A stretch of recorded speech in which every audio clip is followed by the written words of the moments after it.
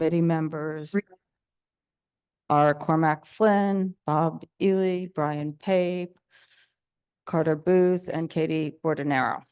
So I'm going to be taking applications out of order, but we have agendas up here if you'd like one. If you're here from the public and wish to speak on an application, again, fill out the speaker card and everybody should have signed it. We'll call on the application. The applicants will come up. There's a microphone in the stand. There's a microphone in the table. Use the microphones. Everybody needs to use the microphones. Speak to the committee and present your application. Then we'll go to the committee for questions. Once we're done with the committee, we will go to members of the public. When I call on the public, if you filled out a speaker card, just come up. If you haven't filled out a speaker card, feel free to come up and just hand us a speaker card when you're done. Members of the public will address the committee with their questions and concerns. We'll hear from everybody from the public, and then we will bring the applicants back up to answer anything. And again, everybody is addressing the committee and not each other, and no back and forth. And I ask that everybody speaks respectfully. And I think that is it, aside from remembering to use the microphone. Okay, so the first application we are going to hear, is anybody here from Cellar Beer? Okay, come on up.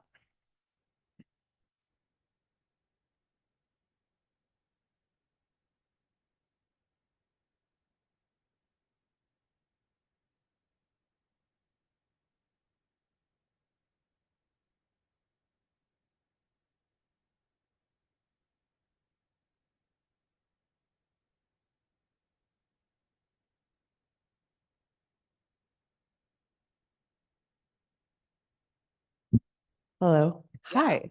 My name is Tara Hankinson. I'm the co-CEO of Talaya Beer.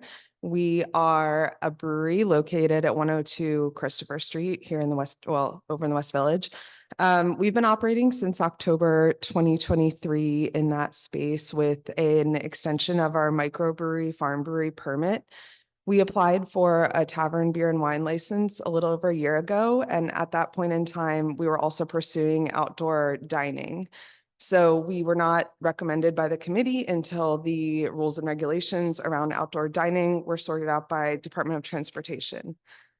Since our application and our last board hearing, we have pursued outdoor dining, and we have come to agreement with the community board and the outdoor dining around the, as well as that. So we are coming back to appeal for an endorsement from the community board so that we can officially operate with the tavern beer and wine license, in addition to our branch office license that's an extension of our manufacturing facility. And so I guess the one question is, why do you want, since you're able to, why do you want the tavern wine license? Yeah, so with our current license, we're able to serve New York State ingredient beer, wine, and spirits. Some of our beers are not made with New York State ingredients because we use some malt from Germany, for example, for Pilsners. So with an extended tavern license, we'll be able to serve any beer, including our own, not made with New York State ingredients, as well as source non-domestic or non-New York State wine like champagne for special occasion events. Okay, and your hours are 10 to 11?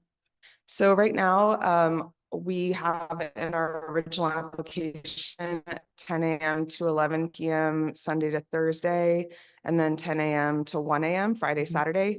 Presently, we're opening every day at 11 a.m., so an hour later. And our request for outdoor seating is 10 a.m. to 10 p.m.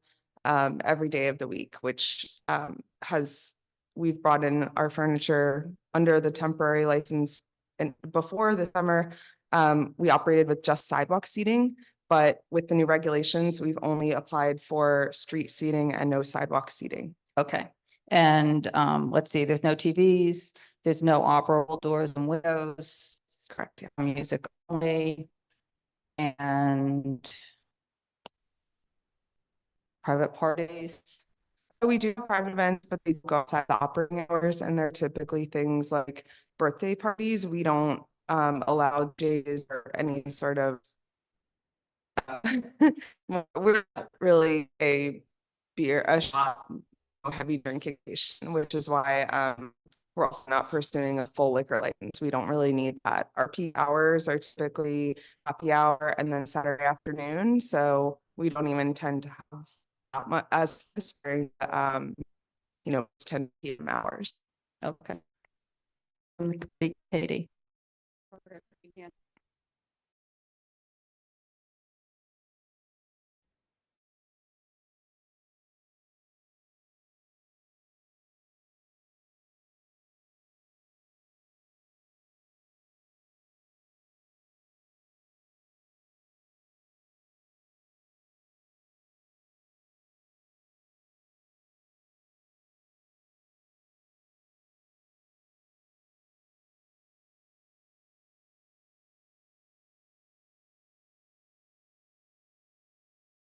So on the weekends or later hours are typically more of a large party reservation, so under 20 guests, but it is a mix. So are you thinking that you do 12 a year or 24 a year buyouts? Full buyouts, less than 12 is what we experienced in this past year. So if we put down 12 a year, that would be okay with you as a stipulation? I would not want to commit to that just because we've only been in operation for a year. What And about 20? We usually do, people say something. Would you do 24 a year then? what are the ranges that we would be able to? Usually do, I think most times it's like 24 and that's the full buyout. That doesn't mean your smaller parties or Yeah, no, anything like yeah, that. right. It's just a full buyout. Just, Yeah, I would be comfortable with that. that's nice so that everyone knows, how much traffic there would be in that respect. Mhm.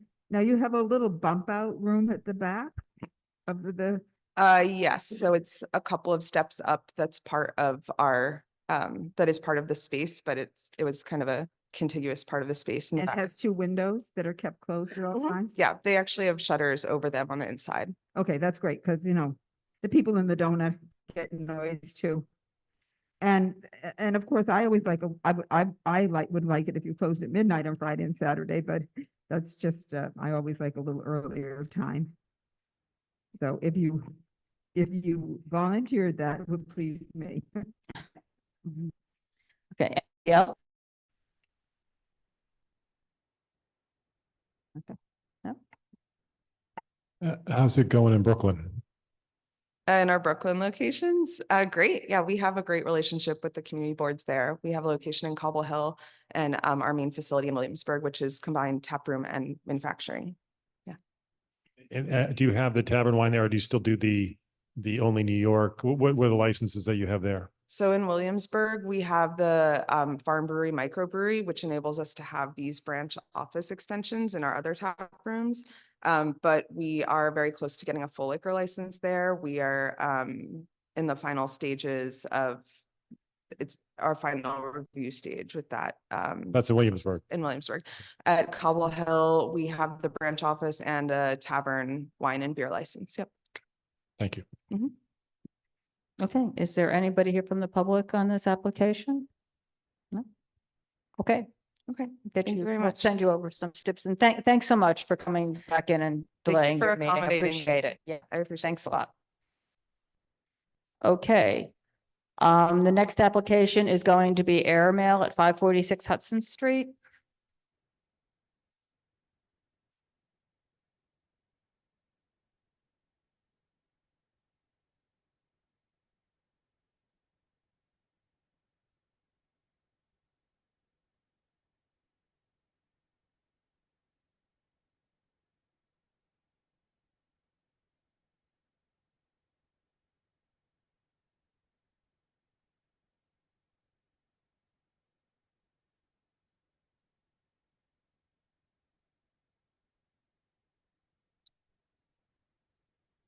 Good evening, everyone. My name is Benjamin Korngut. I'm the attorney for the applicant.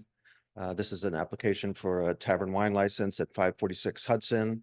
The applicant's name is Airmail 546 Hudson LLC. Airmail, the parent company, is a digital publication. This location is really the physical brick and mortar store representing the brand. In terms of food service, they're going to have a cafe, hopefully serving wine, small bites, and a curated selection of home goods. The premise itself is small. They have 8 seats inside. There'll be 12 outside. They're going to close at 7 p.m. every day. If you recall, we appeared in June. There were some concerns about the legality of the rear yard then. We've actually been able to obtain a letter of no objection for the rear yard and the interior, which is included in the packet. Since then, they've also done some additional outreach. They have 12 pages of signatures of residents in the neighborhood, and they have 2 letters from people whose windows directly overlook the rear yard. Anjali Lewis is here. We also have Annabelle Bello, who is the architect who got the letter of no objection. So we're happy to answer any questions that you may have. Okay, so I think no TVs, background music, well. Background music only. There's no operable doors and windows other than the one, everything's closed. And so the one question was the bathroom is, It's downstairs, but downstairs. it's accessible. okay, For is it customers. apparent that people can, I mean, has any, We haven't had the. you have to, need- just do me one favor, use the microphone because it doesn't. Thank We you. haven't had the need to have people go downstairs to go to the bathroom, but understanding that it will be a forward-facing restroom once we are able to receive the license. Okay. And then I guess my other question, is it all self-service or will you have any wait staff or just service? No, to the rear no yard. wait staff. There is a coffee bar, which Mhm. is where one goes up, orders their coffee or their glass of wine, and they can take it and sit down. Okay. So it's self-busing. And then somebody will go and clean it up, I guess, or they'll bring back in. Okay. Does anybody from the committee have any questions, Katie? I didn't see any price points on the menus you submitted. What's the sandwich cost? We haven't confirmed all of the sandwiches and flavors and so forth, still in communication with the company that we'll be working with. But I would think that it would be no more than $12 for a sandwich. We want to keep it small because it's not a full lunch or dinner spot. Okay. I was a little disappointed to see in these petitions, which are so many of them, that it doesn't, it says outdoor space.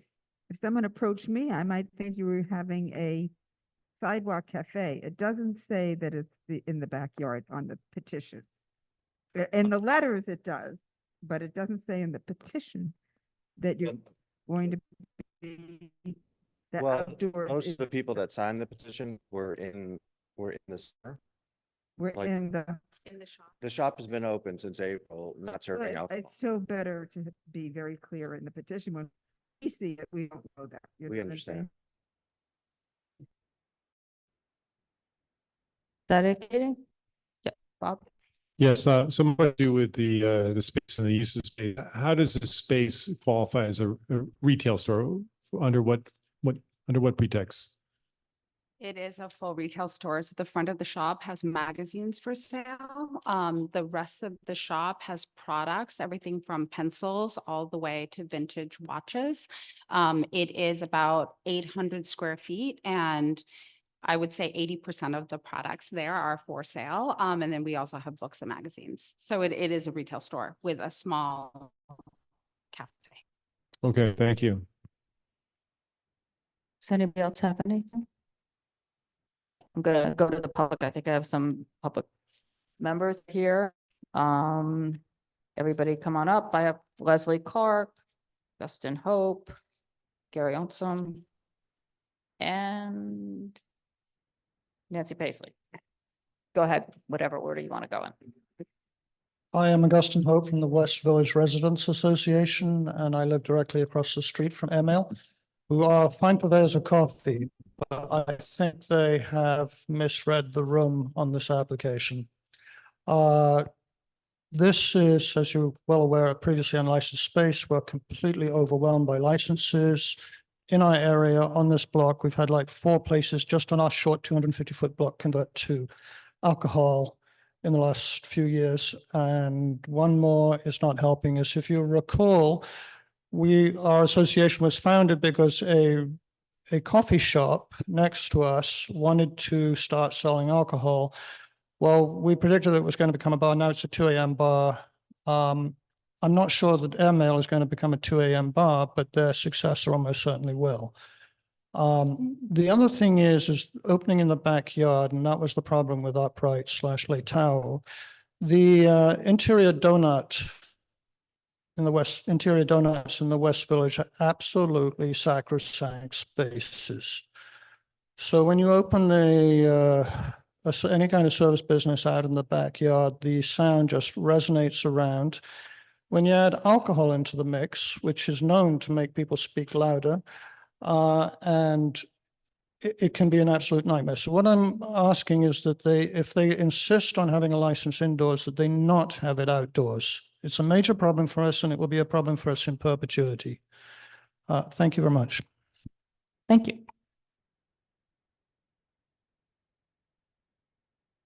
Whoever wants to come up next.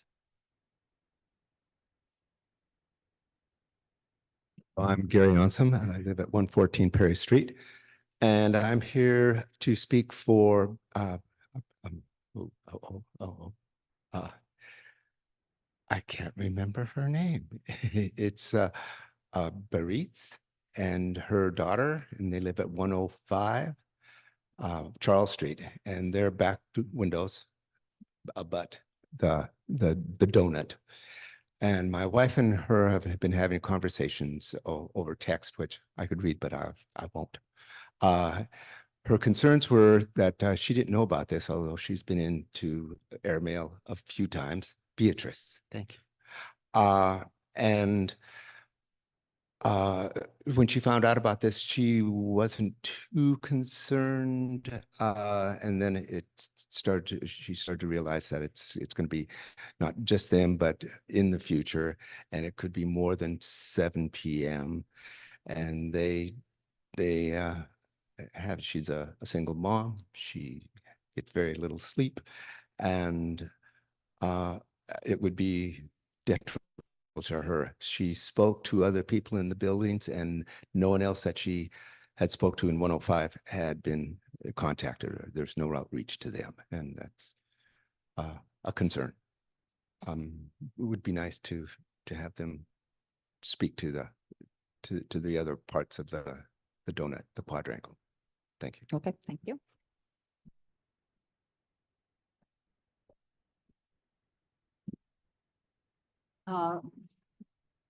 For this.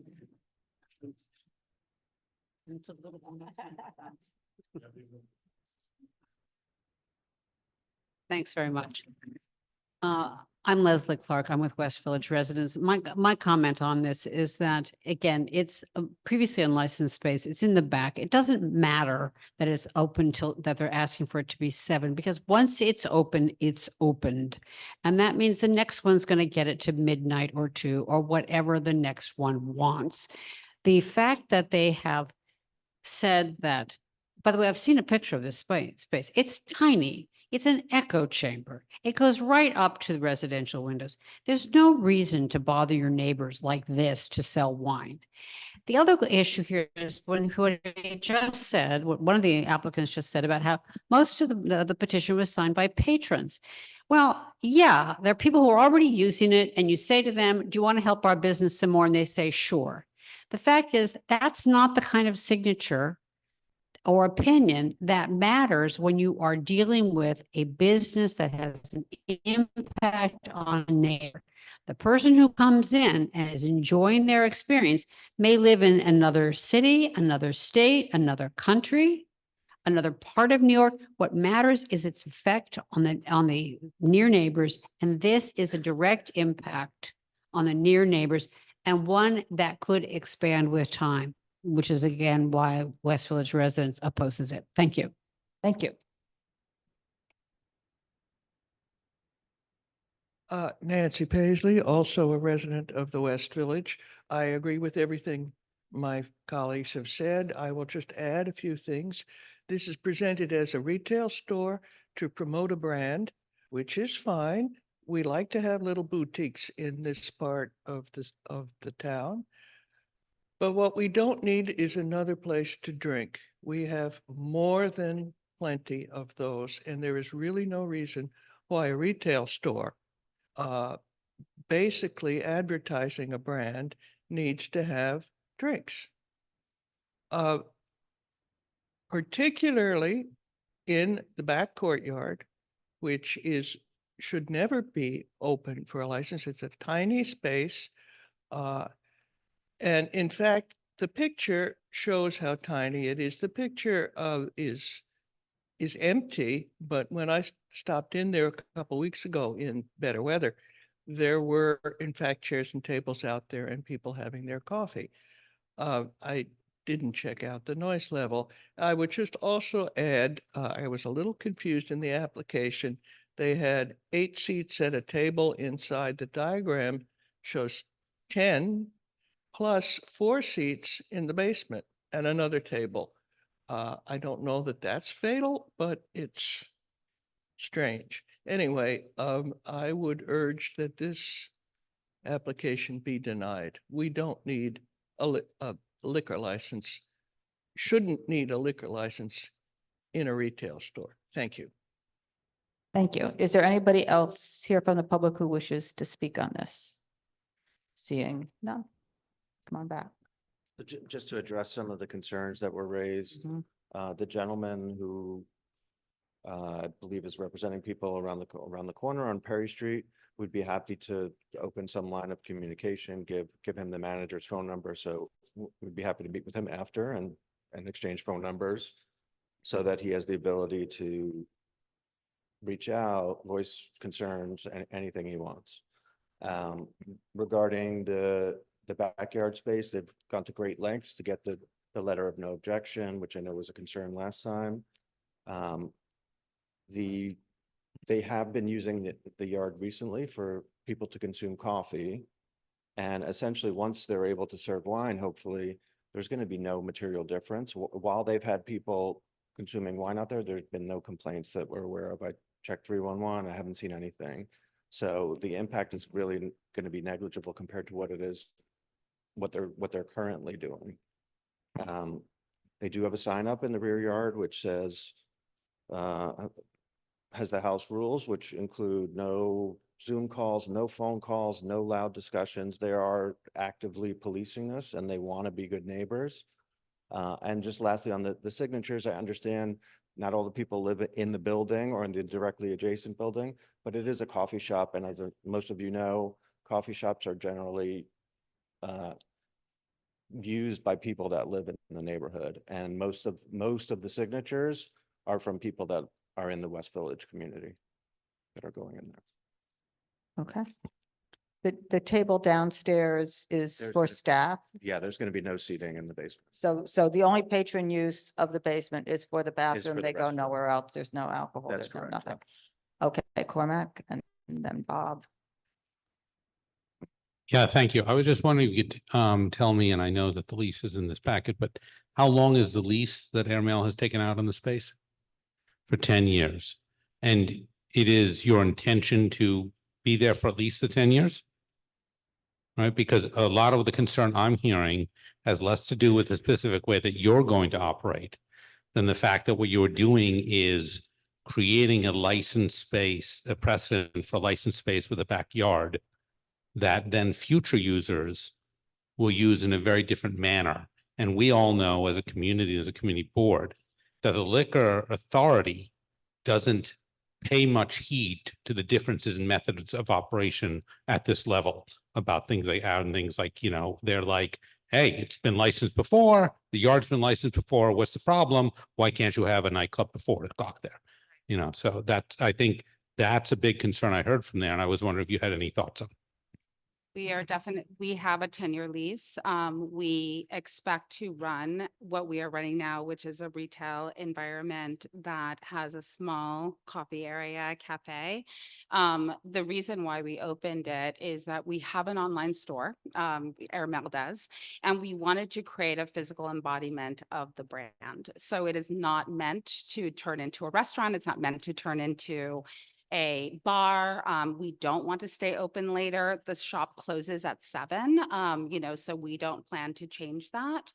In addition to your question about the backyard use and so forth, we also had to sign a letter with our landlord where there are stipulations to ensure that we're keeping up, the cleanliness of it, that noise levels are staying low. We have very close relationships to our immediate neighbors upstairs as well as next door, and they come and enjoy the space both inside and outside. People bring their laptops, they work quietly.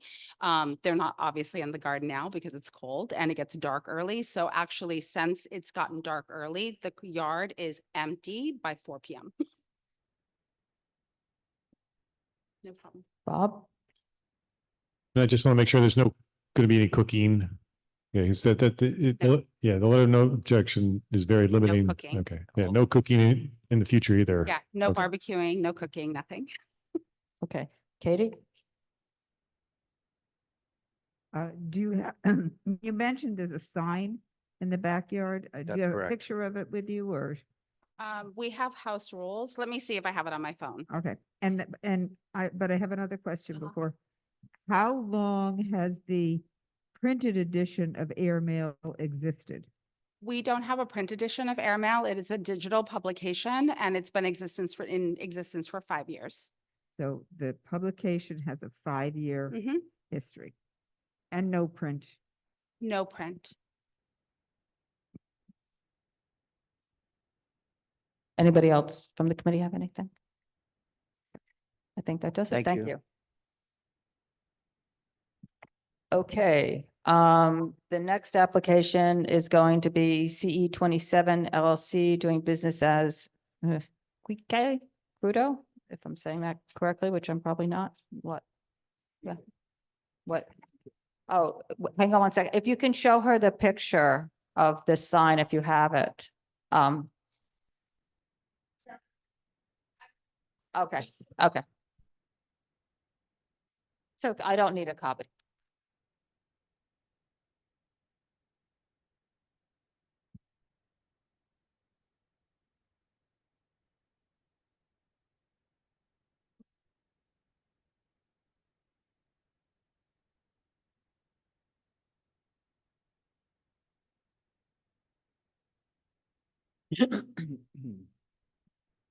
Okay, go right ahead. So we're here to apply for later hours.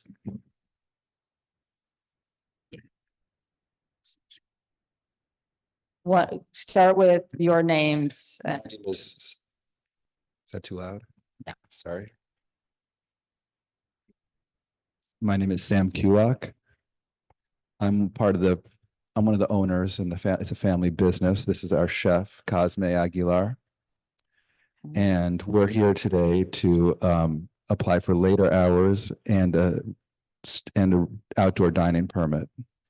And So the first question I'm going to ask just before we get going further on this is where is Winston? Winston That's is the traveling. name on here Yeah. and He's the big boss, but we're the VPs. but you're not on the license, I'm not on the license. right? So Sorry. Not officially. Yeah. I mean, he was traveling last time too. Yeah. Well, I'm speaking for him. Okay. I mean, this is a pretty significant change. We really need to have him here. You just told us you're an owner, but you can't because that would be availing. So. Well, I know what he wants you all to hear. Can I present it to you? go ahead. So both the propositions kind of go hand in hand. To start off with, the later hours, we're a very small fine dining establishment. We have another restaurant in Queens, it's Michelin starred, and we've been operating for a long time. And we're basically bringing an abbreviated menu from Queens to 27 Bedford Street. There is a bar, of course, but it's really a fine dining establishment. It's much abbreviated from Queens, 12 seats at a bar. And the reason for the later hours are because from 5 to 10 is just not enough hours for us to operate and survive there. We've been there for a year, and that's what we've come to understand. That is basically the reason for the later hours. It goes hand in hand with the outdoor dining because I'll start off. We know that there's been objections, community objections to us proposing the outdoor dining. With the new garbage laws, with bins outside the restaurant, and there's less places for people that want to come inside to eat, to stand outside the restaurant. Part of the outdoor dining we were hoping was to get some of the people blocking the sidewalk traffic to have a place to sit. And But they won't be able to sit there if people are eating there. There's no place left for them to sit. Well, we They're thought waiting that it to would come in. still- So that's my yeah. response to that. But we still thought it would take some of the traffic on the sidewalk and we could push it out that way. We have no interest in causing any safety issues with traffic whatsoever. And if we don't want to be part of any issues like that, it's really trying to make the sidewalk a bit broader. So let me just ask you one question. Have you filed this application for the change with the liquor authority already? I have to ask my brother. I'm not sure. But yeah. Okay. I think you have. I have a feeling, I believe we have. which is why you're here now, I think we have, yeah. because. Yeah, I just clarify what I'm hearing. So they filed already and yet the owner is avoiding coming here. I, Okay, thank you. The other thing about my father is he's 88 and very sick. He can't really get around much. He can hardly get downstairs. So it's very hard for him to come to these meetings. okay. So you're telling me there's 12 seats at the bar on the inside. Yes. And when So the drawing shows 7. Are there seats in the storefront window? there's 4 in the front window. Yeah. 12. People wait for the table. We have another 4 on the side. So it's not 12, it's really 12 plus 4 plus 4. So it's 20 seats really, plus the people, so the people waiting are standing inside. And But people really want to eat at the bar, that's it the, sounds like the only place they can eat is at the bar. I mean, it's Yeah. not like there's tables for them Yeah. to choose from. They have the Exactly. bar and you have the window. exactly. So, Yeah, and then you have the sidewalk. it's very tight. Okay, The other thing I wanted to say about the later liquor licenses, like I said, it's a fine dining establishment. We're not a dive bar. We're not a place where people are going to drink a lot. It's drinks to accompany the food. right. This is I'll go to the public, I think, but Brian, did you have something you wanted to? Okay, so who is Barnett Kulak? That's my brother. Okay, and you're Sam. What's the other gentleman's It's name? Cosmo Aguilar. Yeah.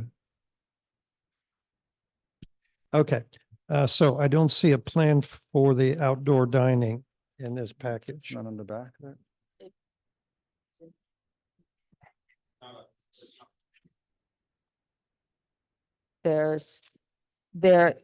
There's a roadway cafe form that we received. It may not be in the package that they gave you. And I just want to clarify something about the roadway, because as you say, there's a form. I don't know what the form says that they filed with the roadway committee, but the materials in here are seeking outdoor dining hours until 2 a.m. Right. Which I Do you- don't think I've ever heard of Now, do in you our committee. understand board. how the program That's works? incredibly are you sure you know this neighborhood at all? We know it very well. And you think that there's somebody who has outdoor dining until 2 a.m? There are people that would wait out 2 a.m., but Do you I'd care like about a the list people of that them live because they're breaking the rules. Right. uh, This is why we need a principal here who actually knows the rules and how to operate the space, because that's in total violation of the rules. And we're also concerned, because I know in one of your other properties, you brought to our committee a complete dive bar that we recommended a denial for, where, you know, one of their other establishments, they're beating patrons, there's security outside. So we are concerned about establishing. That's not the establishment that we're here for. No, I know, but you said we shouldn't be concerned, but you know, as part of the larger issues But I'm here, here to that's, talk about our family business. well, that was one of the people who were in one of your buildings who are coming in. That's not going to happen in our building. Well, it was one of your buildings, I believe. That didn't happen in our building.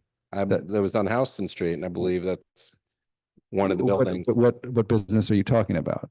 The one who came last month. Yeah, but he is not opened yet. He is not, that nothing has We happened. have anything to do with it. He will not be opening, Okay. but that's what you're bringing to the community. I mean, to, you This know, is that, really this is our heart and soul, this business.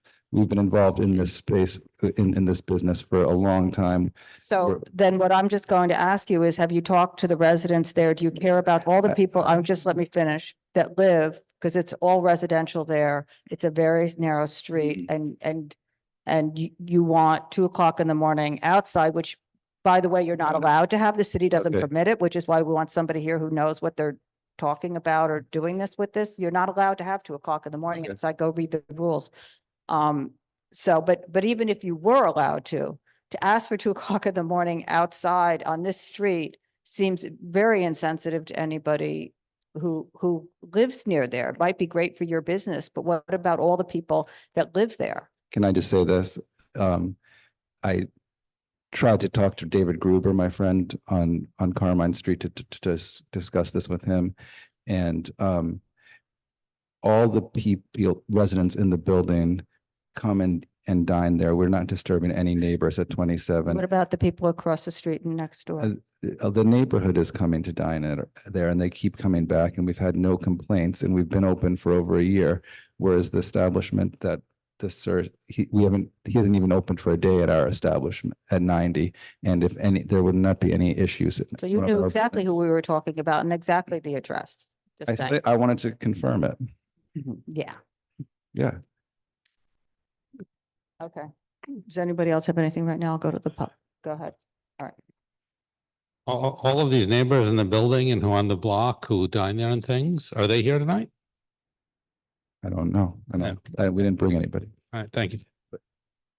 Katie? Yeah, I asked Airmail what their food prices were and they said, oh, we're still developing it. And yet you were in business for a year and you gave us a menu without any prices. You know, it's sort of things are adding up that you're not being straightforward with us. So, can you tell me what the average check is? Well, you know, the prices change all the time, you know. How Chris, you have a check if somebody's there tonight eating. You can eat for $45 or you can eat for $200. It depends on you what you eat. I mean, average is average. Look, I have a rough idea. Average, we say 70 per person, 60. Okay, thank you. That's fine. I mean, I used to live on Bedford Street for many years. I know the people whose apartment is right next to your establishment at 25 Bedford Street. You cannot say that you wouldn't be disturbing people at 2 a.m. We just, all of us know people who live on that block and that street. Okay, so then the other thing, just for clarity on the roadbed, it says it's enclosed on 3 sides. Mhm. So how are you doing that? Could you describe the roadbed? I mean, it's, Enclosed on 3 sides like a U, right? I think. well, are there walls on it? Is there a roof on it? Says there might be heating in there. How are you're gonna run electric out there? They say no.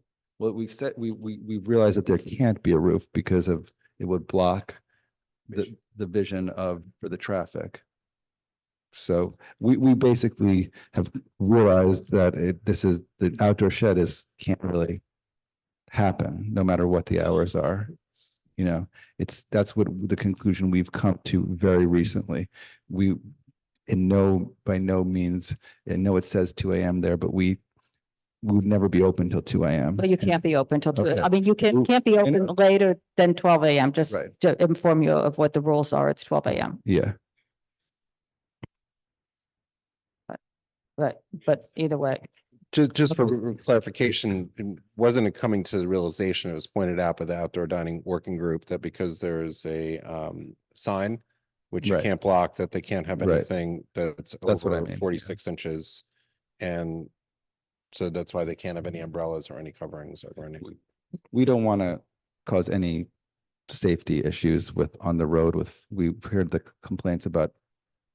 We've heard the complaints. Well- It's really the indoor hours that are really affecting our business. That's really what. right. Okay, I'm going to go to the public. Anybody here from the public on this one? I believe there are people.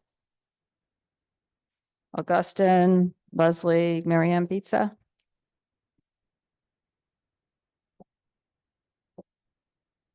I live on Bedford Street. Up there. Thank you. Yes, it says something about the. Yeah, owner not being- just start with your name. I'm that's- sorry. And then you Pizza. can tilt that down. Marianne Pizza, Thank you. 19 Bedford Street, Okay, also part of the BDBA Block Association. okay. Okay. One of the things you said about the hours being to 2 a.m. and 12 midnight, one of my things I was going to read, that's a bar. That's not a restaurant open to 2 a.m. And nobody, like you said, can have it or does have it on Bedford Street. One big comment omitted is, you guys did say it, it's a narrow residential street, okay? The fact that they approached the FDNY and had a waiver sign that it was safe for emergency vehicles to go down that street is a bunch of BS. They're putting, residents' safety should come first.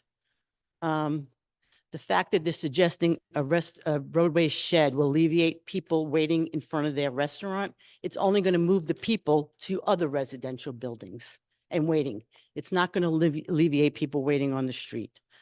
2 years ago, they signed stipulations saying they would have X hours and no outdoor sheds. And here they've opened for a year, they said, and they're trying to change those two things that they signed off on and agreed to.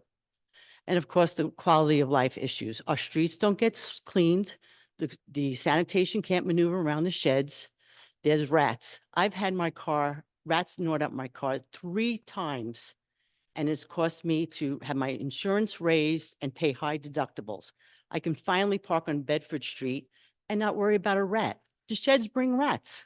It's, you know, and the big thing is the noise. The fact that they say they cannot have a shed for whatever reasons, that just means the noise will permeate, it will go up and more so into the residents who live around there.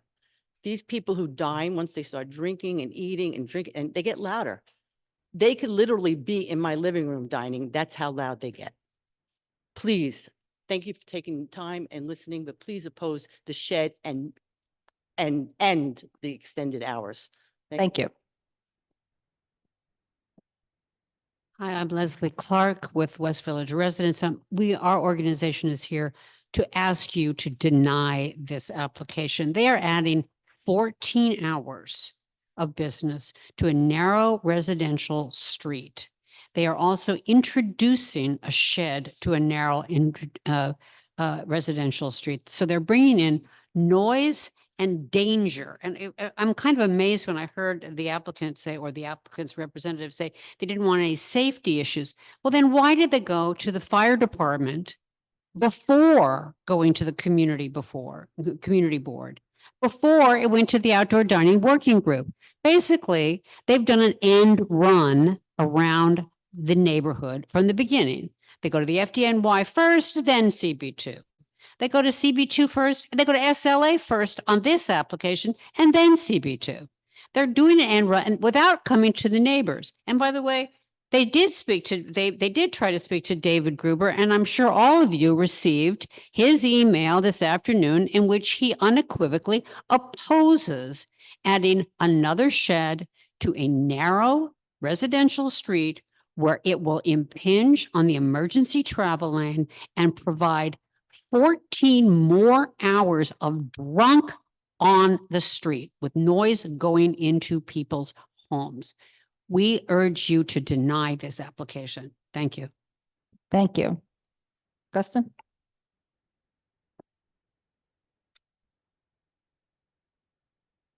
Justin Hope, West Village residents. I really have very little to add to that, other than to say all these conversations begin when people come in with, I don't know if we can survive unless we have later hours, more space, liquor license to the wine and beer. I don't think we should be in the business of helping people to survive when they cause problems for the community. Thank you. Thank you. Is that it for the public? Okay. Come on back. Do you want to address any of it? Well, I want to say that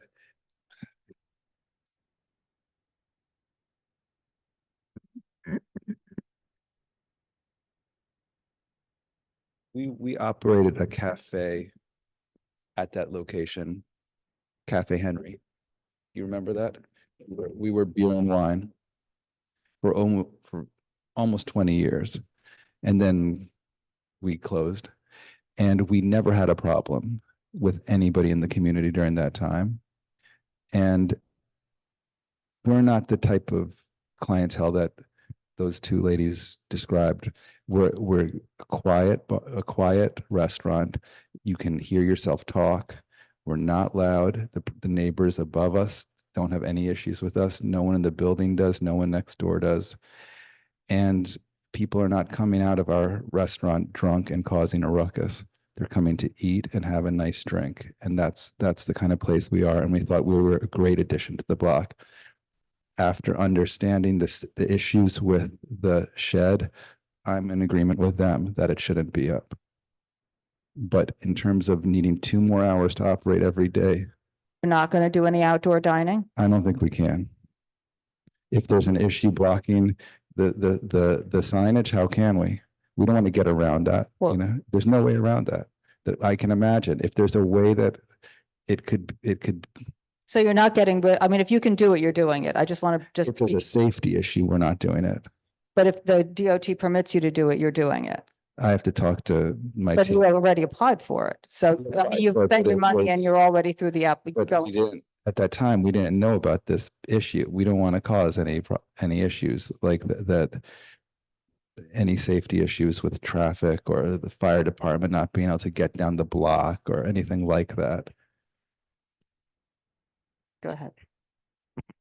Yeah, I remember when your father was here, right? Your father's the owner, right? Mr. Kulak? Yeah, okay. So he was here when the application was made, what, 1.5 to 2 years ago, for an on-premise license at this location. And there was a lot of back and forth between him, the community board, and also the people that lived in the neighborhood who was completely against an on-premise license at this location and never had one before.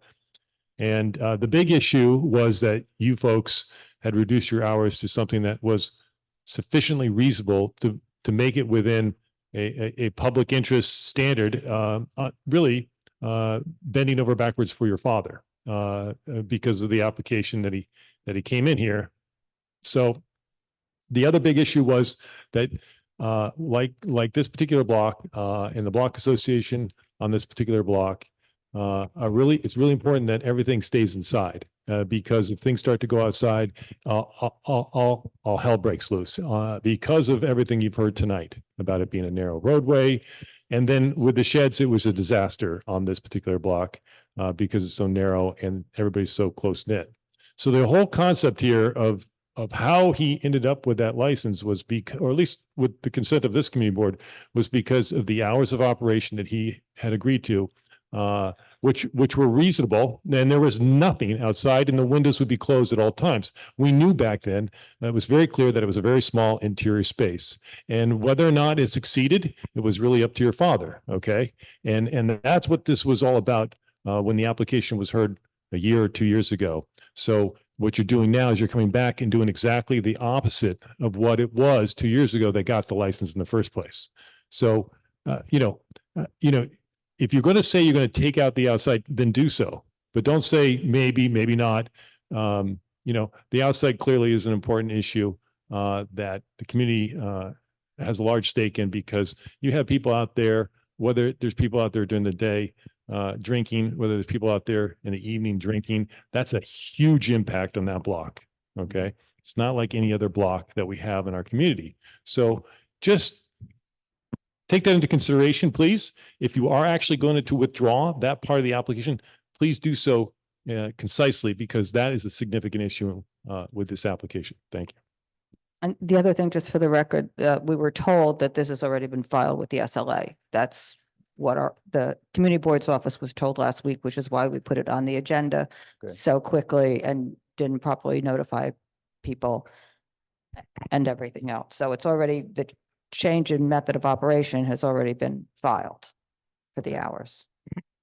So I was just taking a look through the history here, and I think that Cafe Henry only had a beer and wine license, and the hours that were registered with the community board as closing was midnight.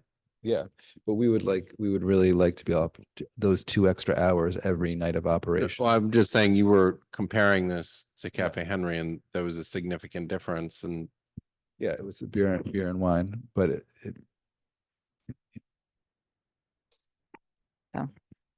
and I think I'm just, from my experience walking by all the time, there's always people standing outside on the sidewalk, crowding the sidewalk. So go ahead. Cormac, and then after you're done. Yeah, I also want to say, I mean, I also vividly remember the application Bob was talking about, and it was exactly as Bob has said, right? The removal of outdoor dining and the earlier hours, you know, were critical in convincing the community board that, and you know, your father's record and things to go along with this, even though we were skeptical that it could operate, that it could work, and the community was very much against it. And the key thing I want to say there is that the road bed, it's great. I agree with Bob. Tell us what you want to do there.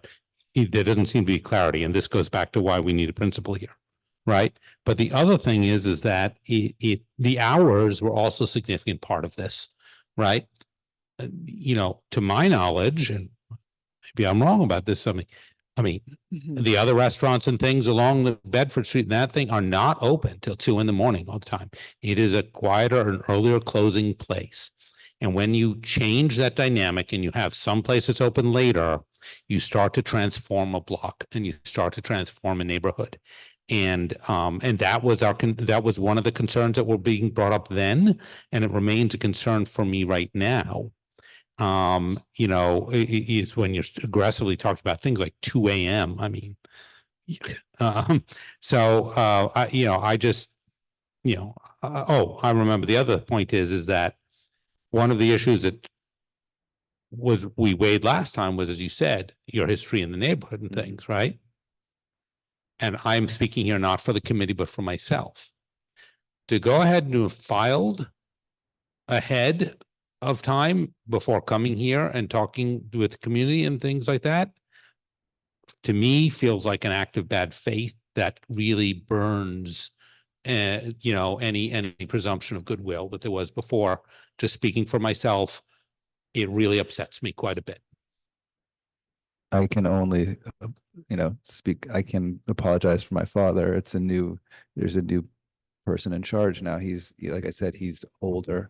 Been doing this for years, you know, the business has been doing this for years, so. But besides that, we were hoping that you could look at us as a significant contributor to the neighborhood on that block at that location for all those decades. And for this last year, if you look at the feedback we've gotten from the neighborhood, we see it as positive for the most part. I think that does it, I right? just have Katie? one question. Well, first of all, I went on your website. There are no prices on the website either. But I see that you don't take any reservations, walk-ins only. And is that true? Yes. Yes, we don't take reservations. So that's why we have the people on the street. There's no reservations. The reason why we don't take reservations because it takes, let's say if we have it 2 spots for 6 o'clock and it's 5 o'clock, we cannot give it to anybody because people stay longer than that. Sometimes say, you know, if they have a reservation at 6 o'clock and they came and it was not ready, so for us it's not convenience to take reservations.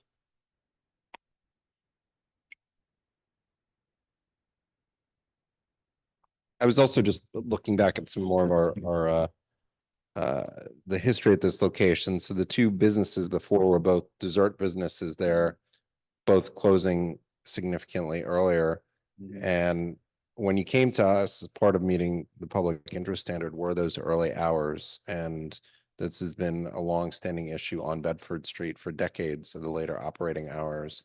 And that agreement to achieve the agreement with the community board, which is why you're able to have a full liquor license, or, you know, a good reason for that. That was important at that time, but it was still a significant expansion from what was there before. So now the imposition and the impact on the existing noise level, the impact on quality of life is significantly more. And you may not have that with your current hours, but the expansion is what creates that. And I think that that's the issue here. And we were able as a committee to see through, you know, why you would need a full liquor license, because I think the reasons were compelling at that time, but the correction was the earlier hours. And I think that that's, you know, a beer and wine license doesn't have those standards, but a full liquor license does. And that's why I think you see here a lot of people are not pleased with this, and from the community as well. Okay, yeah, I think that does it. Thank you. Thank you. Thank you. Okay, the next application is going to be Puttery Manhattan at 446 West 14th Street. This is an on-premise restaurant for a change in method of operation.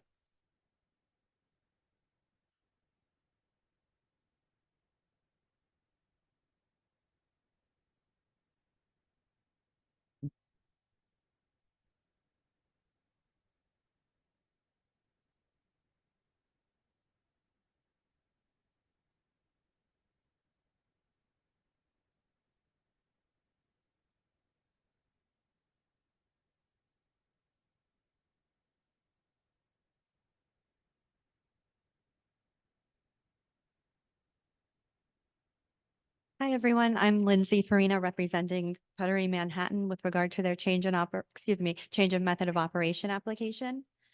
The purpose of our application is to enhance the currently operating business by making two changes. And the changes that we are seeking, firstly, is to add brunch service to patrons of all ages. And secondly, to allow for a lounge in the cellar area of the location. In order to accomplish these two changes, we're proposing the following updates to the current community board stipulations. First, we have the ability to have minors present at the premises until 4 p.m. Up to the microphone. Sure. Is that okay? Yeah, better. Okay. Thank you. So I'll just repeat that. So the first change to the stipulation that we're proposing is the ability to have minors present on the premises until 4 p.m. We're looking to change the opening and closing times at the facility so that they can open at 11 a.m. for brunch service and close at 2 a.m. 7 days a week for the first floor through the third floor. We're not seeking any changes to the hours of operation for the rooftop. We're proposing to change the hours of operation for the cellar, which would be the lounge area, so that they would operate from 10 p.m. to 2 a.m. Sunday through Wednesday, and from 10 p.m. to 4 a.m. Thursday through Saturday. And that, that's just for the lounge operation. We would obviously open earlier for standard operations in the cellar area. We would like the ability for lounge patrons to enter the premises without reservations, because currently we have reservation service for the entirety of the premises. And we would also like to have dancing and performances in the lounge area only. I have with me Quentin Rizek, and I have one of the managers, John, with us as well. Quentin would like to provide some additional detail with you, or excuse me, to you, because when we spoke with Donna and Zach, I know you guys had some concerns about security and the effects that these updates might have upon the neighborhood. Yeah. What? So hang on one second. So just clarify the change in the hours. The locations where you are changing. Where are you going from 0.8 to 4 feet? Oh, sure, let me. Please.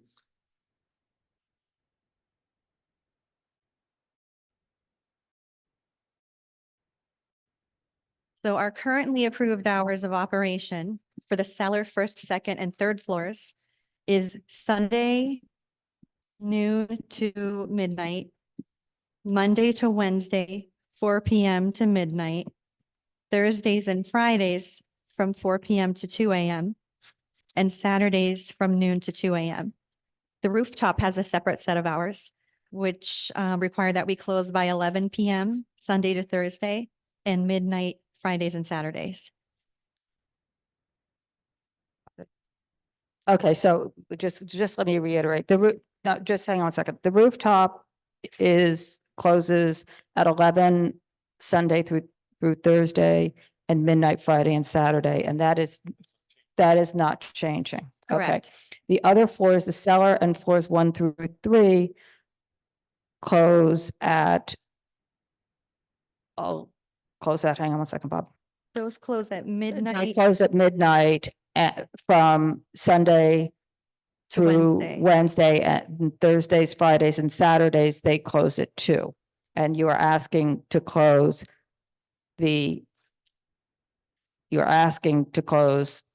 them We are asking, at 2, 7 days a week, and the cellar you want to go till 4 on Fridays and Saturdays, Thursday through Saturday. Thursday through Saturday. Yeah, correct. So you want the cellar, the first floor, the second floor, and the third floor to close at 2 o'clock, 7 days a week.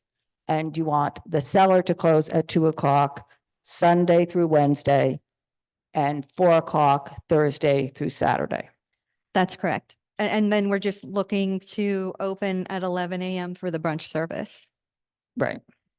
And get rid of the age 21 before 4 o'clock. Yes.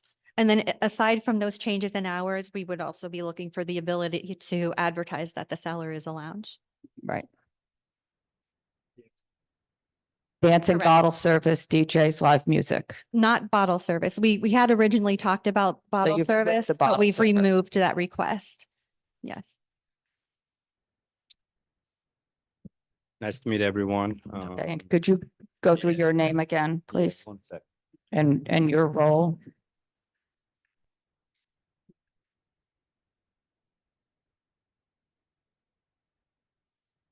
Nice to meet everyone. My name is Quentin Reisig. I work as the chief of staff for the management group and ownership group for Puttery, which I think gives a good segue into this presentation. I wanted to. Oh, sure. This guy, and I'll replace the. Sorry to interrupt. That's right. So I wanted to introduce us as a business, just to make sure you guys have a full understanding of who we are. Puttery is part of a large organization called Drive Shack Incorporated. I think you either need, is that on? Or, Hello? yeah, you need to just be Okay, closer that'd be- to it. That middle, yeah.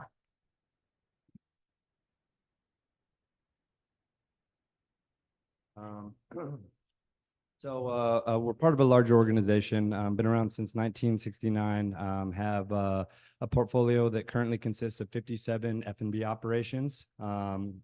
43 of those are golf courses throughout the United States, 2 in New York area, Diker Beach and Pelham Split Rock, if any of you have ever played golf there. We also have 14 entertainment golf concepts, 4 Drive Shack locations, which are effectively a competitor to Topgolf, and 10 Puttery locations, which we've all opened up over the last 10 years, or sorry, 3 years, 10 locations over the last 3 years. With our most recent location being in New York City on West 14th Street, the location that we're talking about in Meatpacking District.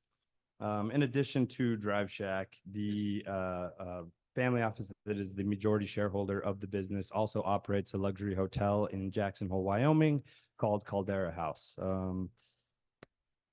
Puttery has been open since March of this past year, and we have had a successful launch of the venue. The next slide, page 3, I just wanted to lay out the venue to give you guys a better clarity of how everything is laid out. So you have the rooftop, you have the floors 1 through 3, with floor 1 not being a patron floor. We have an entrance that is reception and concierge. Mini golf on the 2nd and 3rd floor with around 60 seats for each floor. And then you have a rooftop that has 104 seats, no mini golf, just a bar. In the cellar, we have a bar with 65 seats that has a separate entrance than the rest of the venue. To date, we have had over 50,000 customers through our doors through the first 6 months of operations. We have very good reviews on Google. I implore you to read through them. I think a lot of the feedback that we've gotten is that it is a great date spot for people to go on dates. It is a great spot to have birthday parties and other events at, and it has been well received in the community. We've had over 900 events at the space since the beginning of operations, with over 300 corporate clients as well. And I've listed some of the logos of some of the names that have hosted events for their teams at our space.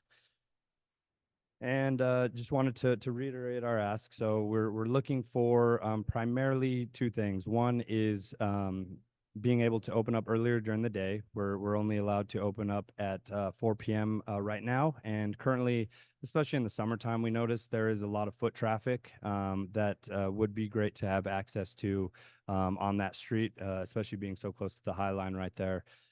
And we also want to, That just will be, so that's every day of, yeah, so we're currently allowed to operate from 11 a.m. no, it's 12 or 12 on Saturday and Sunday. And So we're what do you asking want? for weekdays as well. So do you want, but you want 11? Do you want 11 or are you Yes, asking for 12? 11, 11, you want to open at correct. 11, 7 days a week? Correct. Okay. And that's mostly the reason for 11 versus 12 is more for the brunch offering that we want to be able to provide. And from the Cellar point of view, so we have had a lot of demand from customers. I did mention that it is a date spot. A lot of people bring dates, a lot of people have birthday parties there. And so we have seen demand from customers that want to have a place to go to afterwards, after they've played mini golf and they've spent some time on the rooftop, and have a place to dance and enjoy themselves for the rest of the evening. And so that is the reason for us wanting and asking for a 4 a.m. license and to operate as more of a lounge with DJs, live music, and dancing in the Cellar area. And I think that is about it. I would just like to also go through our security, safety, and traffic control plan as well, specifically for the lounge. So if you go to page 6, we do have a contract with Dignitary Security Services, who handled the security across 19 other nightlife venues in the New York City region. I listed those there.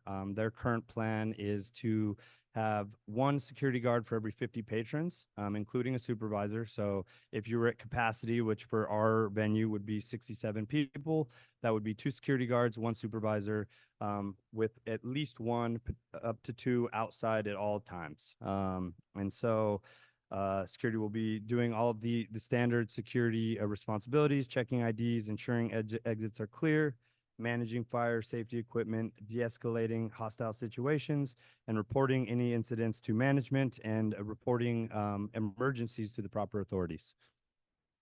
From a traffic control perspective, so I put down a plan of what we're proposing to do. So currently in the front of Puttery on 446 West 14th, there is a divot that can fit 4 vehicles without impeding traffic at all on West 14th Street. Our plan is to use that as a primary waiting space for Uber, taxi, and other rideshare services, with the area B on this map, which is on 10th Avenue, as the reserve space for any excess vehicles, so they are not blocking the passageway. The reason that we have proposed using this street as opposed to Washington is Washington is a lot more narrow, and we wouldn't want to create traffic down that street. I think regardless, I have spent a lot of time there over the past 6 months that we've been in operation, and the area really does become a ghost town because it's so heavy on retail after the High Line closes in the evening.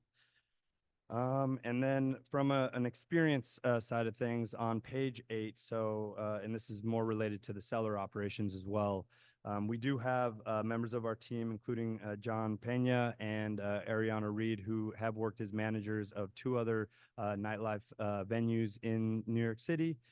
John has spent over 5 years as a manager at Downtime, and his Puttery role is general manager of our cellar operations.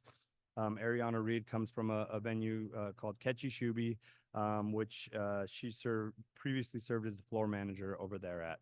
And from a consultant perspective, we have consultants in agreements ready to help us launch the cellar operations, convert it to a lounge, and that includes Richie Romero, who's been involved in New York nightlife for a very long time, Neil Mossberg, who is the owner of Cobblefish down in the financial district, and then Dialogue Group, which is a group of 3 individuals who have prior experience with a number of venues that I've listed here on page 8 as well.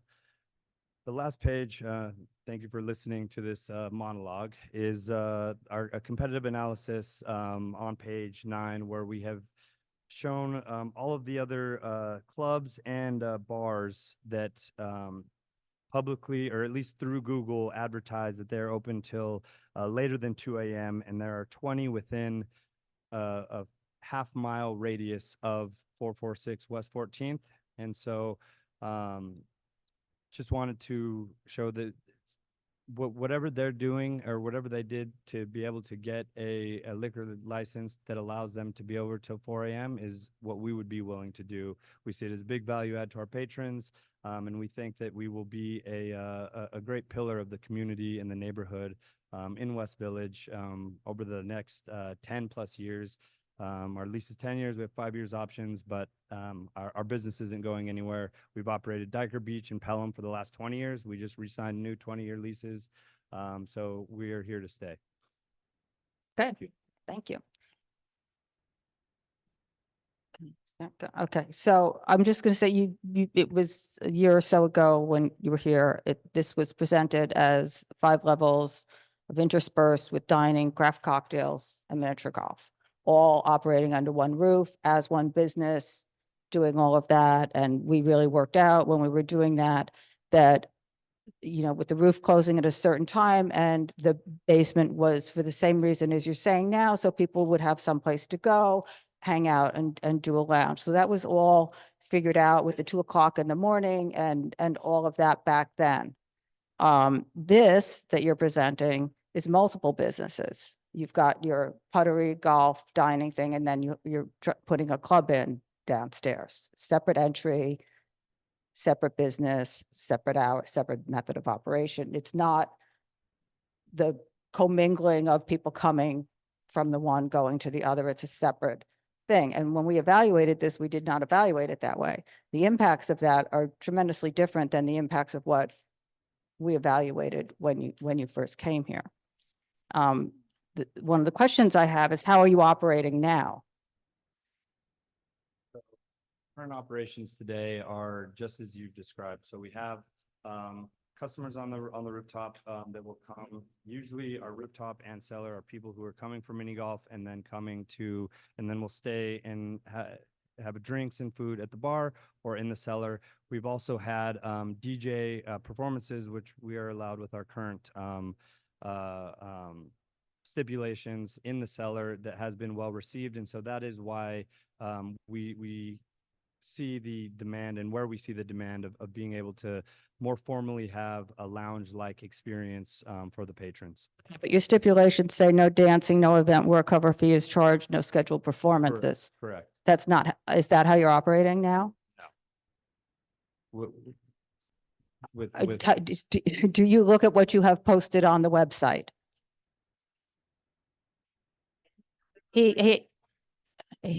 Just a better question is which stipulations are you currently violating? Right. And if that's the case, what's the point of entering into an agreement with you? Turn the microphone down or just hold one or something.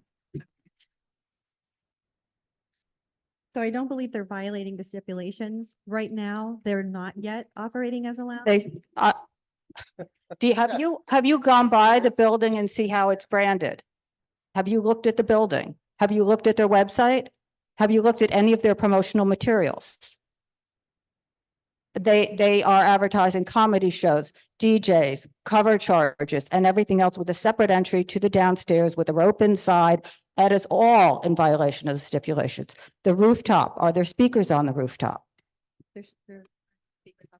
Their speakers are installed, but not playing music. Speakers are installed. There are supposed to be no speakers on the rooftop. We could not have been clearer about this for just that reason. You put the speaker up there, the speaker is turned on. We spent multiple meetings, both with the community, because I live there, so I was part of the community, not representing the community board, and at the community board. No speakers, no TVs. We went back and forth over the TVs. They promised that the TVs would have no sound. They wanted to keep the TVs. We said no, because once it's up there, set, and now there are speakers up there. So to Carter's point, all of this is going on now.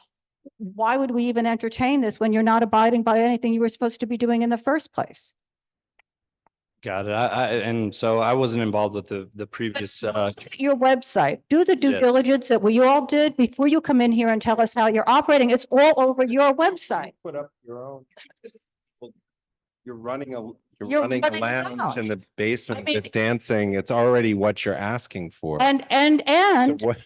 And again, this was presented to us as one business under one roof. If somebody wants to go to the Cellar now, they don't go to the Puttery's reservation system. They go to some outside services reservation system. You can't reserve for the downstairs on the Puttery's website. You get linked in someplace else. You're totally operating in the method of which you're here to ask us if we want to entertain you operating that way. okay. I hear what you're saying, and I agree. It was my understanding that this was within our stipulations, so if not. Just wait one second. There will be no dancing, no event where a cover fee is charged or a scheduled performance. How is anything going on downstairs not in violation of that? Well, Yeah, that's not my problem. I mean, somebody signs it. That's why we need whoever signs this here. Yeah, No. agreed. And I apologize. I wasn't involved in the previous discussion, so I should have been up to speed. Yeah. Yes. Who owns the business that's operating in the Cellar today? It's all under the same LLC. So it's Puttery is the sole operator of the building. Puttery is part of a larger umbrella company called Drive Shack Inc. And I work for the 60% owners of Drive Shack Inc. But the Cellar has a different name that you have not mentioned. What is it called, Donna? Bomba Lounge, but I mean, it's just, they call the upstairs Rory's Roof. Yeah, Rory's Roof, Drinks yeah. up at and that's Yeah. branded separately too. Again, when you Correct. came, this was all supposed to be the Puttery. People would go to the rooftop, people would go play golf, people would go to the lounge, but they enter the Puttery and they just go within your floors. I mean, this was a previously unlicensed location. You've got 5 floors in here and you've not even been open a year and you're not abiding by anything, 3/4 of what you said you were going to do.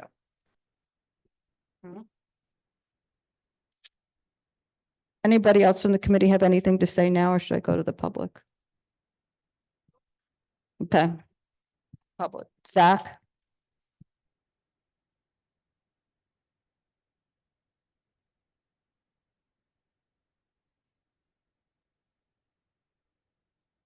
Whoa. Hi, Zach Weinstein. I live at Horatio in Washington Street at 92 Horatio.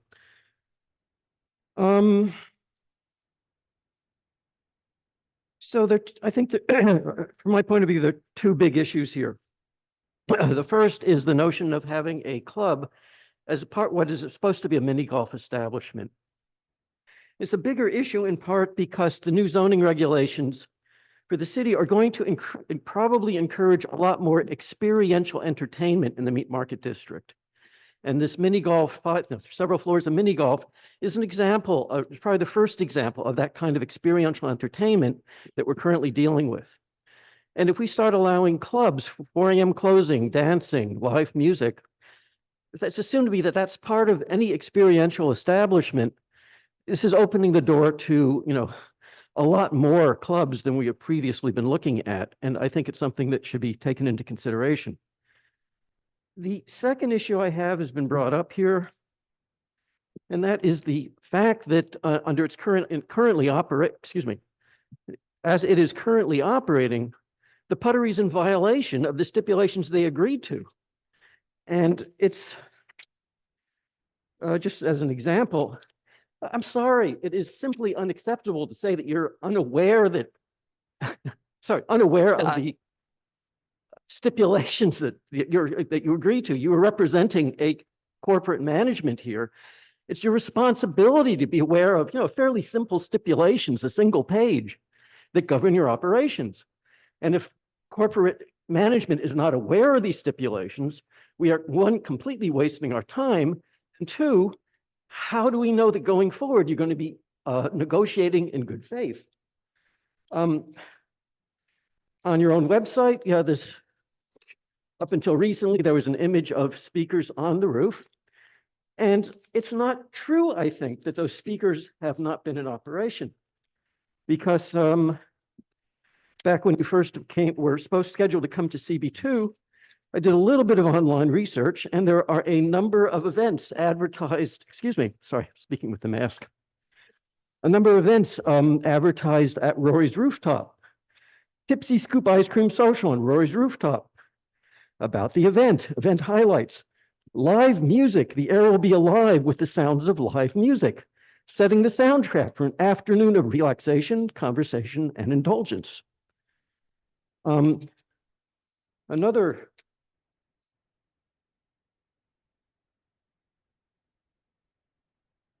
event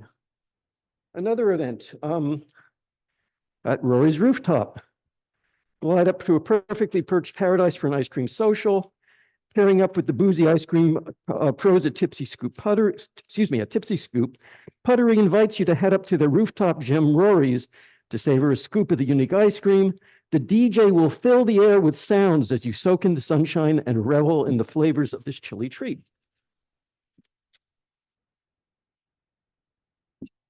And then one more, another Tipsy Scoop ice cream social.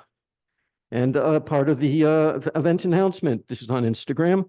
Soak up the sun and experience our beautiful rooftop views, live music, and free gameplay. Regarding the cellar, this was mentioned earlier, stipulations clearly state no dancing. From, again, your website, image of people dancing in the cellar. More than that, there's supposed to be 65 seats. There are no seats in this photo. It's, it's a completely open dance floor. Everyone's standing and everyone's up. You simply waltz in here and say, oh, we're not aware of this? I mean, come on. My proposal would be that they operate legally in conformance with the existing stipulations for a couple of years. Once they've established a good track record that they can actually live up to their commitments, come back, we can talk about it. Also, for the record, I don't see any objections to the earlier opening hours. That was going to be my question. Allowing, minors into the premises, allowing minors into the premises during earlier hours, so long as alcohol is, there's some mechanism for not serving alcohol to them. But the later closing hours and the club are a serious problem. Thank you. Okay, thank you. Is there anybody else here on this? No. Okay, come on back up.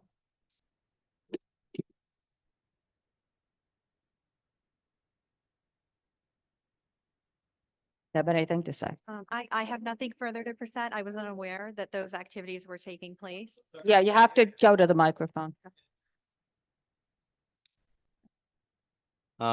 Yeah, so I appreciate, You okay? Yeah.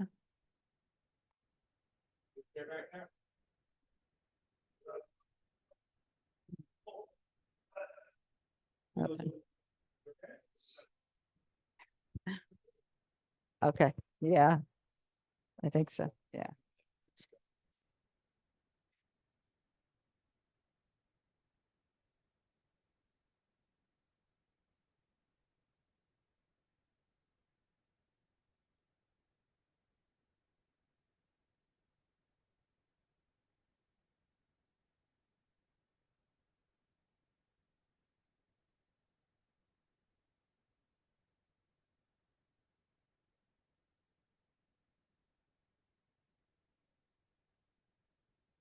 Okay, go ahead.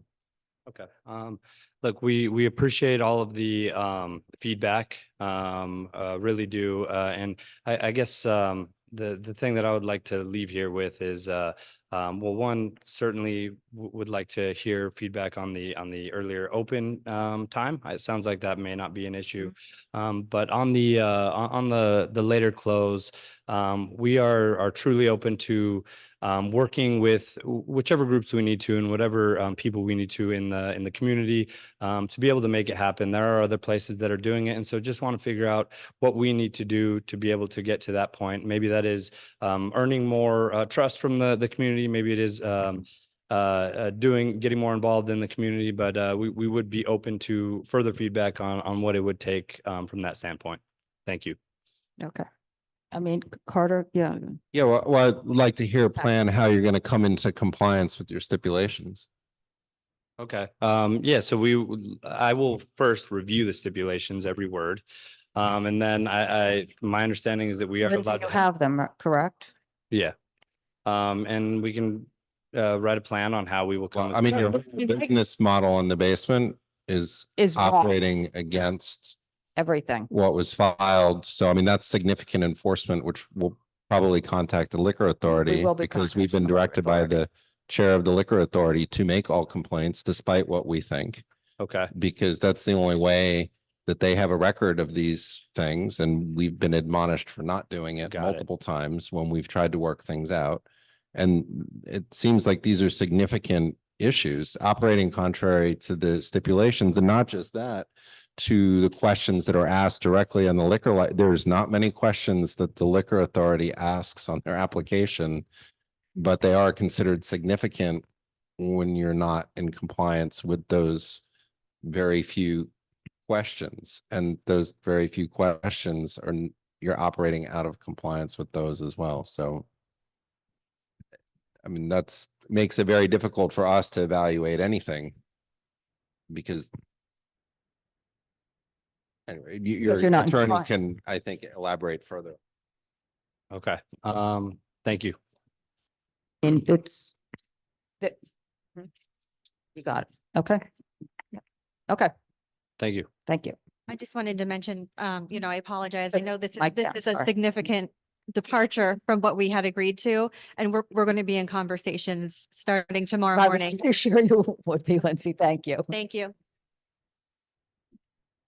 Donna, could I just make one suggestion to them? Or I think I have two. If you're going to work with the community, your petitions are almost all from Chelsea. I don't see that you've been talking with people that like Zach in this round and people who living close to there. Well, but So it is part Yeah, of your evaluation. You got to reach out to the community in our community. in board. the community near there, I mean, I think a lot of the signatures are from a bunch of businesses that Yeah. are there because, I mean, I live on Gansworth Street, so I know the Yep. neighborhood well, and I've been there, Zach is in the neighborhood. There aren't that many residents right where you are, but if you're getting signatures, I'd rather have you come in with signatures from residents than a bunch of Understood. businesses that are there, because of course they are going to Yeah, support whatever it is that you're it's a doing. little tricky because we're right on the edge of the Yeah. different We community are. boards. So, We but understand. Yeah. understood, we'll go Yeah. south of Yeah. the Yes. street for Yes. future signatures. Yes. Okay. Yeah. Thank you. Thanks. Okay. The next application is going to be New York Water Tours.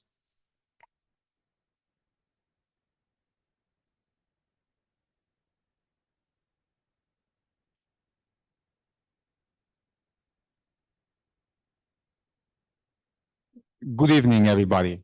Okay.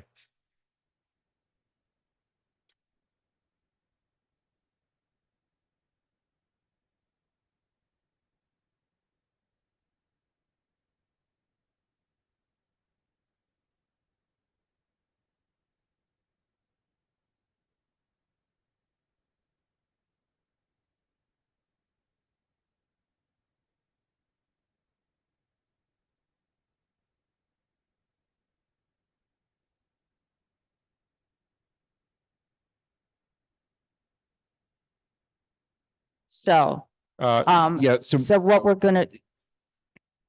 One sec. Okay, so just, if we could just hear, it's 4 applications. We'll correct. sort of hear them together. Just, why don't you start with what's common between them all, if anything? Sure. And then do what's the differences. So we could do an overview, common, and then go into each one separately.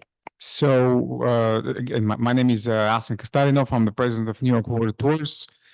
There's 4 applications for that are transferring an already existing license from Atlantic City. I mean,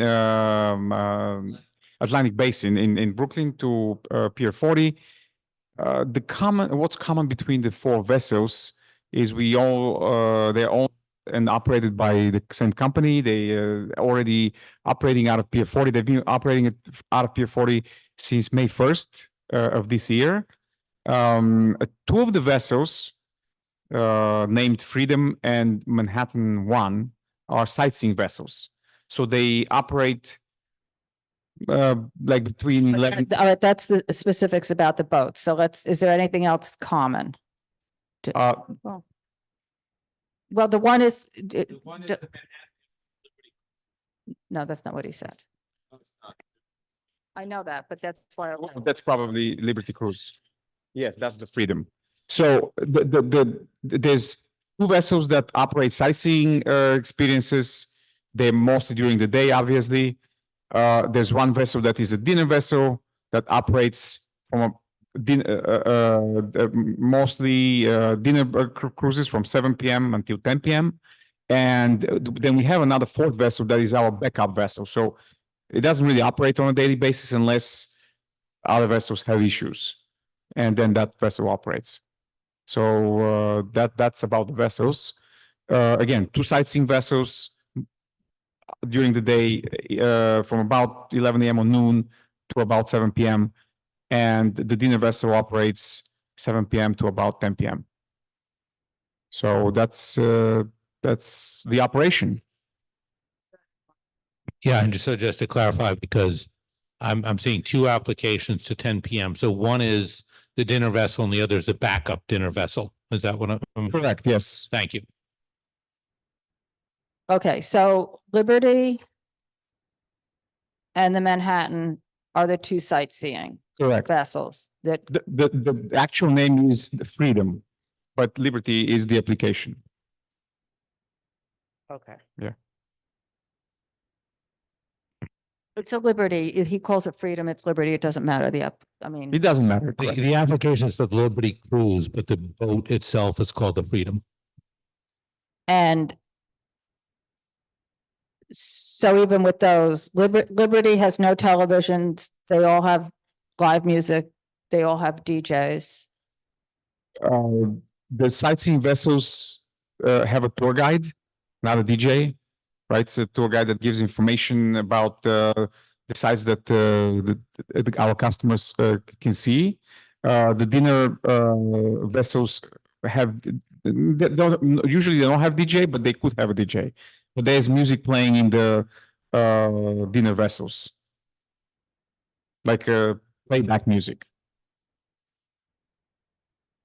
Okay. So the application for Liberty says DJ.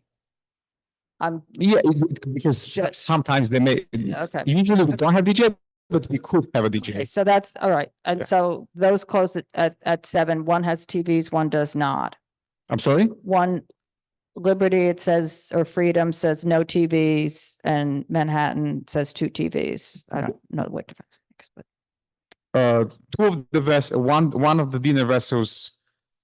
These aren't the dinner vessels. These are the sightseeing. I'm talking about, I'm trying to Okay. keep it narrow to the sightseeing vessels, and then we'll go on to the dinner Okay. vessels, because I'm assuming they operate pretty much the same way. Yeah. So one has 359 seats. It's a big boat. And the other one is a small boat. The 32 seats. The Manhattan, The Manhattan has more than 32 seats. It has. does it? Am I both- missing something? it- It's not what it said. I'm just looking at the questionnaire. Probably one of the levels, If yes. you're going to, if you want to speak, which I'm happy to have you speak, but I need you up here on a microphone. I mean, I'm not trying to discourage you from speaking. I just need you to speak into a microphone. So I'm not sure what you're looking at, but both vessels have more than 300 passenger capacity. The both sightseeing vessels. I'm not sure you may be looking at one of the floors. No, okay. Does I mean, there should be a US Coast Guard document in the in each application towards the end of the application.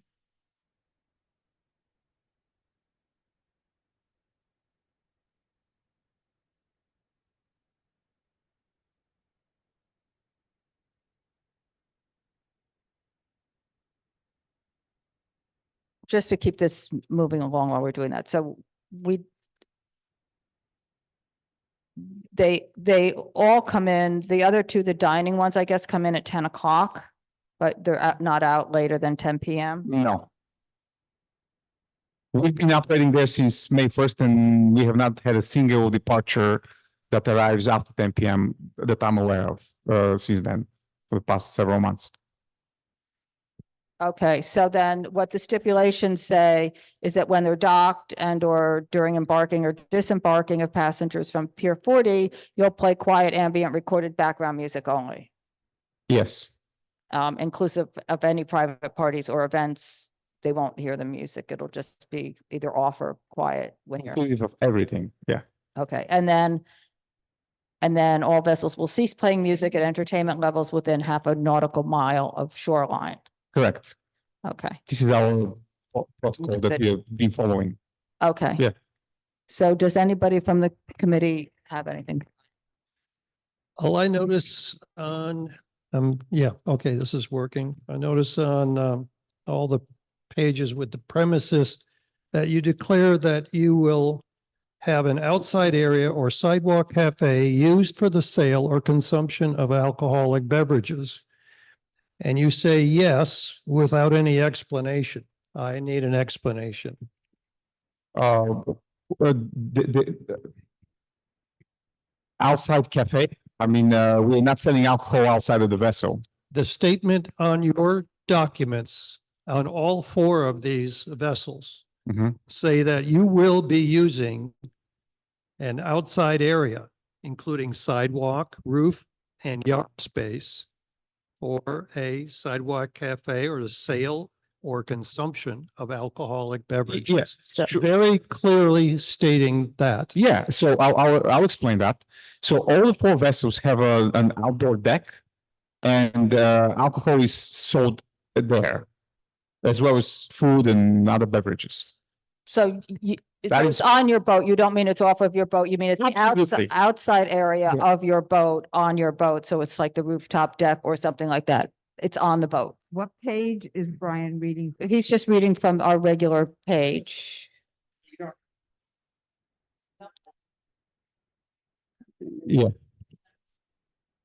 We meant, but that it's the outside area of the ship is what you're talking yes, about. there's no alcohol whatsoever out of the ship. Leaving the boat. No. It's served on your ship and nobody takes it off of your ship. Absolutely. Okay.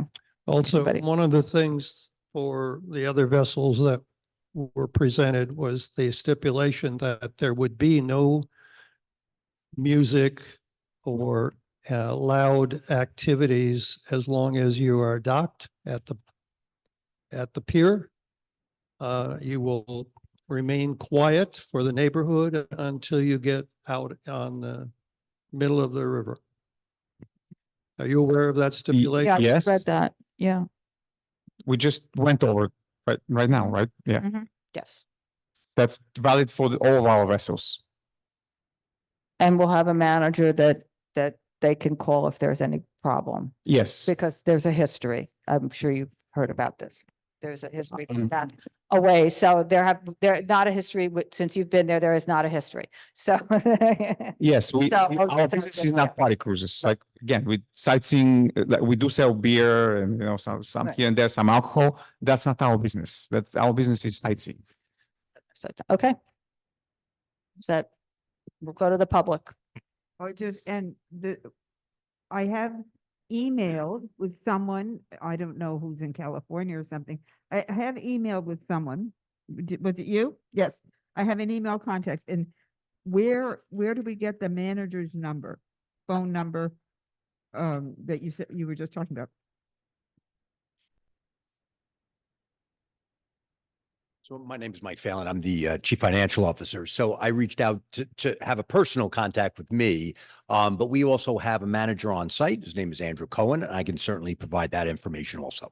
Yeah, please. Sure. do so. I'll do that before I leave. Okay, Zach, I think you're here, Weinstein, to speak on this, and then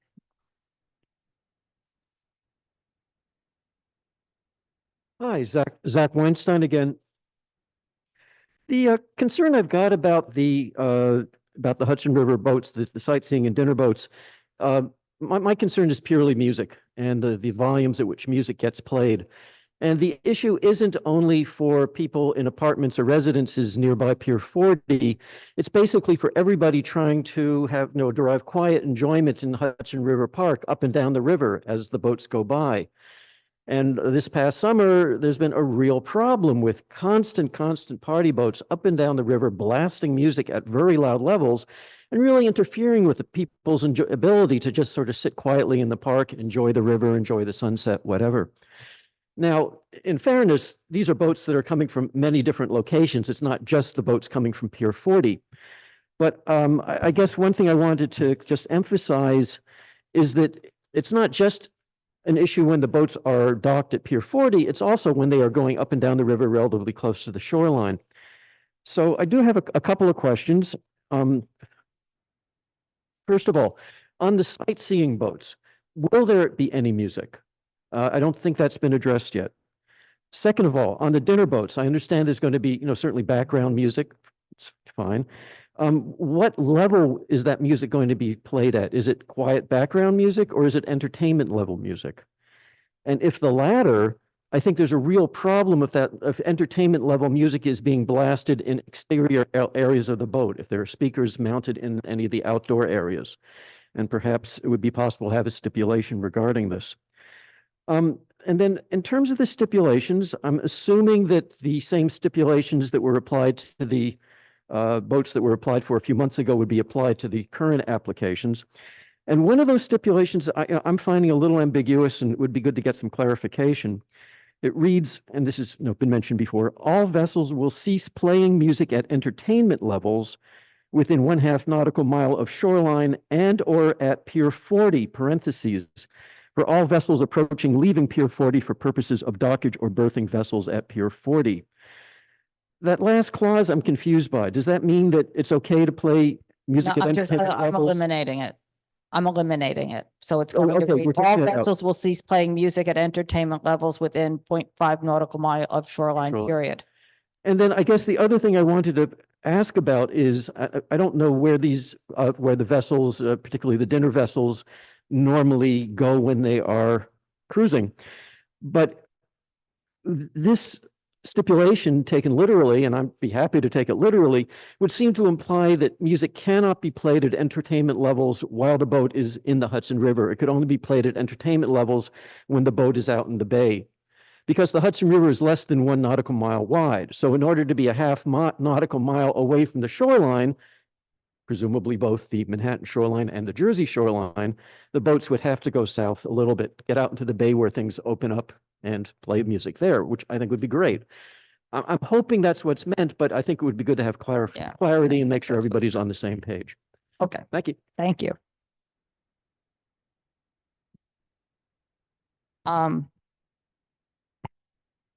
So the sightseeing boats, is there music? There's music when they get to the Statue of Liberty. So we play some music there. Very New York music. I mean songs that are related to New York. And generally there is no music on the sightseeing vessels. Now, if someone is to hire privately the vessel, which really never happens, but I'm not saying that it's not going to happen. Right. And they say they don't want music, we'll probably accommodate them. But again, we will not play the music. I don't know, that happens maybe like once. It hasn't happened yet. But if somebody wanted music, I don't think it's a problem if the vessel is half a nautical mile away from the pier. If they would play any music. Now, I just want to say something that because the gentleman said that there was boats going up and down the river playing music. We have nothing to do with these boats. These are not our boats, Okay, right? This has to be crystal clear. Our sightseeing vessels that operate today do not play music unless the only time they play music is when they approach the Statue of Liberty. It's about 5 minutes. Once they leave the statue, no music, tour guide. okay.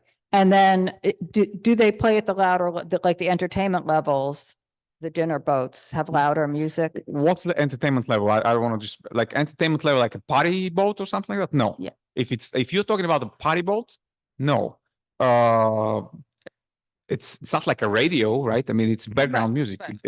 Who wants to have dinner and have a blasting music? We don't do that. Entertainment level to me would mean that people have to raise their voice to be heard at the table by the other people. Right? Like, in other words, I'm just chatting at the table. Background music doesn't entertain. Can't walk in any place and not have to raise your voice. We're way too lax about this definition. Well. So I'm giving my opinion that this committee is too lax. Okay, got it. I think in my opinion and the way I see it is the music we play is like a restaurant music. Like if you go to a restaurant and there's music playing in the background. Watch what you're saying with that, because that. Well, I mean, a regular restaurant, Right. it's not Regular it's not a nightclub, it's not a party boat or anything like that. Okay. Yes, go ahead, Katie.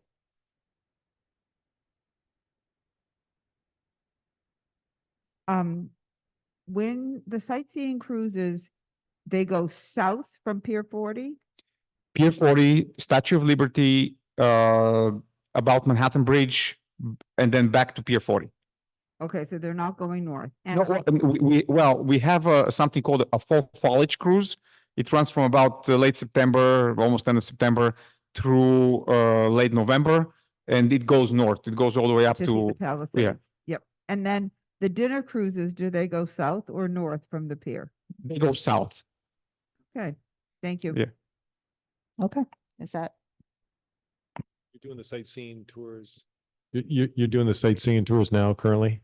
Currently, yes. And so did they actually take off from Pier 40? So, yeah, is that right? They've been taking off from Pier 40 since May 1st of 2024. Right. I Just just, about 5 to 8 times a day. That's the average. thank you. I Yeah. just was curious. Thank you. Yeah, sure. And I just wanted to just bring up one thing is that during the summer, they have music performances at Pier 45 on some of the nights during the week. And so in the past, some of the boats have interfered with those performances by playing music, etc.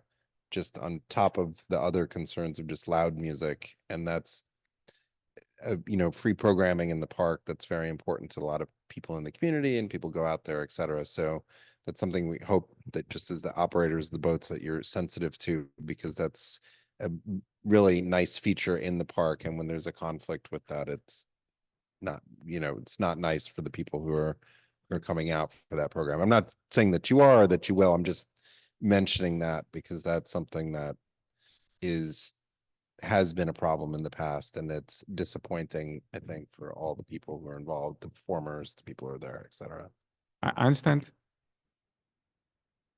Okay. Thank you. Thank you. Is that Christopher Street? Yeah. Okay, the next application is going to be GVI West Village doing business as Vingt Wine Bar at 192 7th Avenue. This is a class change to an on-premise bar and then their sidewalk.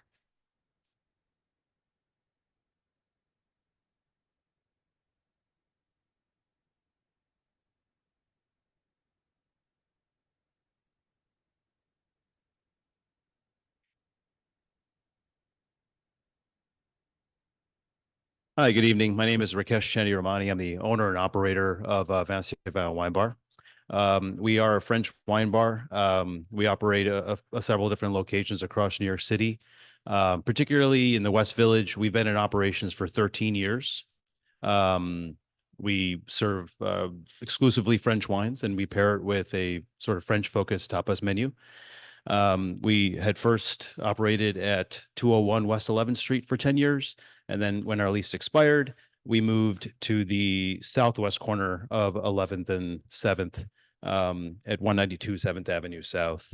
And so as the sort of business environment and community has evolved, as well as our concept, our application is for the expansion of our license to offer a French forward cocktail menu to complement our food. We've done this at two other locations, one in Washington, D.C. and one in Sag Harbor, and it's been well received by our patrons. Our concept is not changing by any standards. And when we did introduce the menu, there was no, we didn't do any construction to the space or change the aesthetic or change anything about the concept in any regard. It was just an extension of the existing offering. Our physical space at 192 7th Avenue South is closed. There's no operable windows or doors. We play background music. We've kind of stuck with the same vibe for the last 13 years. And now we're coming to the board requesting approval for the upgrade of our license to offer full liquor. Okay. The hours are 11 to 1 Sunday, 3 to 1 Monday, and 3 to 2 Wednesday through Friday. Saturday you open at 11. That's correct. Yeah. So You our close at 2, you Yeah. close at 2 Wednesday Yeah. to set people. That's going to be different from what our website states at the moment. Our hours change during the season at times. But what I put in the application was for 11 a.m. opening on Saturday and Sunday for the flexibility to open brunch, and then a 2 a.m. closing for Wednesday through Saturday, and then 1 a.m. from Sunday through Tuesday. Okay. And then inside you have 13 tables and 30 seats. Now, have you applied for the sidewalk seating? Yeah, our assuming? application is pending right now with the Department of Transport, with the DOT. So we'll obviously come back in front of the board for the license for the outdoor. Okay. And that what done. you put on that, what you're asking for is 42 tables and 92 seats and closing at 10 p.m. Sunday through Tuesday for the outside and 11 p.m. Wednesday through Saturday for the outside. That's correct. Yeah. Okay. Yes. Okay.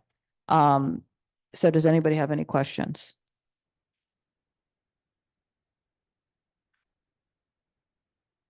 Couple of questions. I just wanted to make an observation that you're going to have more seats outside than inside at the end, if things go as you plan. Yes. Okay, I want to be sure I was reading that correctly. Yeah, our storefront is about 52, almost 60 Big. feet long. And we actually have a pretty deep sidewalk. So just with that in mind, it would give us the opportunity to put And sidewalk what seats. is your private party business plan? So we offer a couple different options when it comes to events and private events. One option is, call it full buyouts, which don't happen very often at this location. We do get-togethers. So these are groups of like 2 to 20 people that just come and occupy some space along with enjoying it with other patrons. And then we do watch tasting events for folks that are interested in kind of having like get together group of people coming together for a wine and cheese tasting and get some education. And how many times a year do you have these full buyouts? Over the last 13 years, I would say it probably averages like 1 to 2 a month, but it's probably a little bit more frequent during the holiday season. So you'd say 24 a year would be enough? Yeah, I think that's fair. I'm willing to concede to that. Okay. Yeah. And I didn't see the French cocktail menu. I mean, that's the unique piece of it. No. And I don't see the menu. I don't know. You're right. I apologize for not including that. I'm happy to follow up with an example of the menu that we have provided. We're working with our team. It's a smaller menu that we put together with French forward cocktails, but I'm happy to follow up with an example of that Okay, menu. we would like, I would like to see what a unique French cocktail is. Sure And thing. you are going to go before the open dining, but you really, I don't think you can have that table that's outside your frontage. They will tell you, but that table for six, I don't think is gonna work on the far south. But You'll see. Valerie will determine. Well, yeah, it's still a frontage. Okay, so I think that, anybody else have anything? We might, what the stipulations, if the committee is all okay with this, I'll put something will be in there about the outdoor dining so that when it comes around, if Noted. can, I it's understand. at least noted in there. Yep. With the hours like that, Excuse if the me, committee Doc. is okay, go ahead. A quick question. Yes. What is the auxiliary room meant to be? So the way that our space is shaped is kind of this triangle, right? And so the back portion, which is that south portion, we kind of partition it off. If we do have a lot of guests that evening, we open it up, just more tables into that section, just for regular dining. Or when we have like a wine and cheese tasting class or like a get together that we just want to partition off from the regular dining area, we use that auxiliary space in the back. Thank you. Yep. Okay, I think that does it. Thank you. Yep. Thank you. Thanks a lot. Okay, does somebody have an agenda? Can I just see the agenda for 1 second? I had Realmuto on here and okay, so they laid over. So that's my mistake. So that's it. I think we're done. We'll stop for a few minutes for our business, take a break and then come back for a business session.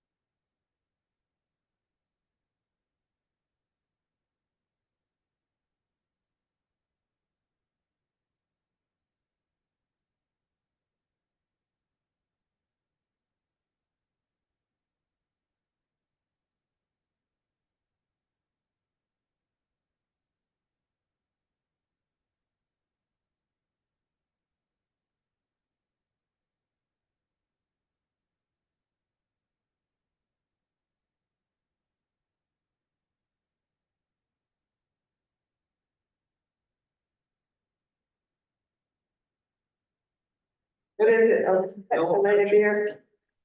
It's 24 bottles a year. Yep. Yep. And how many are it? 1, 2, 3, 4, 5, 6, 7. Yeah.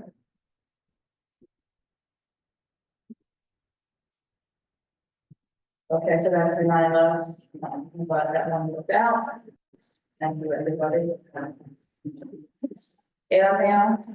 You know, I don't like it, unlicensed space in your backyard, but I mean, I'm just I gonna tell think you right it's now, every I'm just gonna back it up. I'm keeping Yeah. it back there. and it can be not localized, it's not gonna stop it from getting back. Well, now, the only thing that we asked for the last time was the permission. To use it, that's- Yeah, I think that, I don't. They would have a right to go back on. Yeah, I mean, I think that the key here is what. Yeah. So to use that, because it's a retail establishment. It's not a. I need to write that down in the rest. Yeah, it's, if it was eating drinking, it would not be allowed. Okay. And the so residents. no objection for, accessory. And then there's an objection because it's so good. And the residents should obviously also note that the propaganda standard, you know, having this thing in the gym, rather than don't let it go back, because it will be 7 p.m. But there is no public interest standard anyway. You know, community. Right, yeah, I love this, to myself. This is an actual retail style of selling goods. Right, so that. Not separate. Because the noise can be 11%. Right, so one time I got, now I'm up with the bar till 2, you can be like, that's, we were all very clear that was nothing. And so because of what is the normal retail store operating 7. So that's the difference. It's the hours, it's the use as retail, that their retail space, that's their method of operation. And that this is excessive. And that's how they get it. So what happened? Another applicant, the next applicant is eating and drinking, you're not gonna be able to, we're gonna try to use this. But you could have to say that. That's like- So they, in the retail store. Without cooking. Outdoor table service.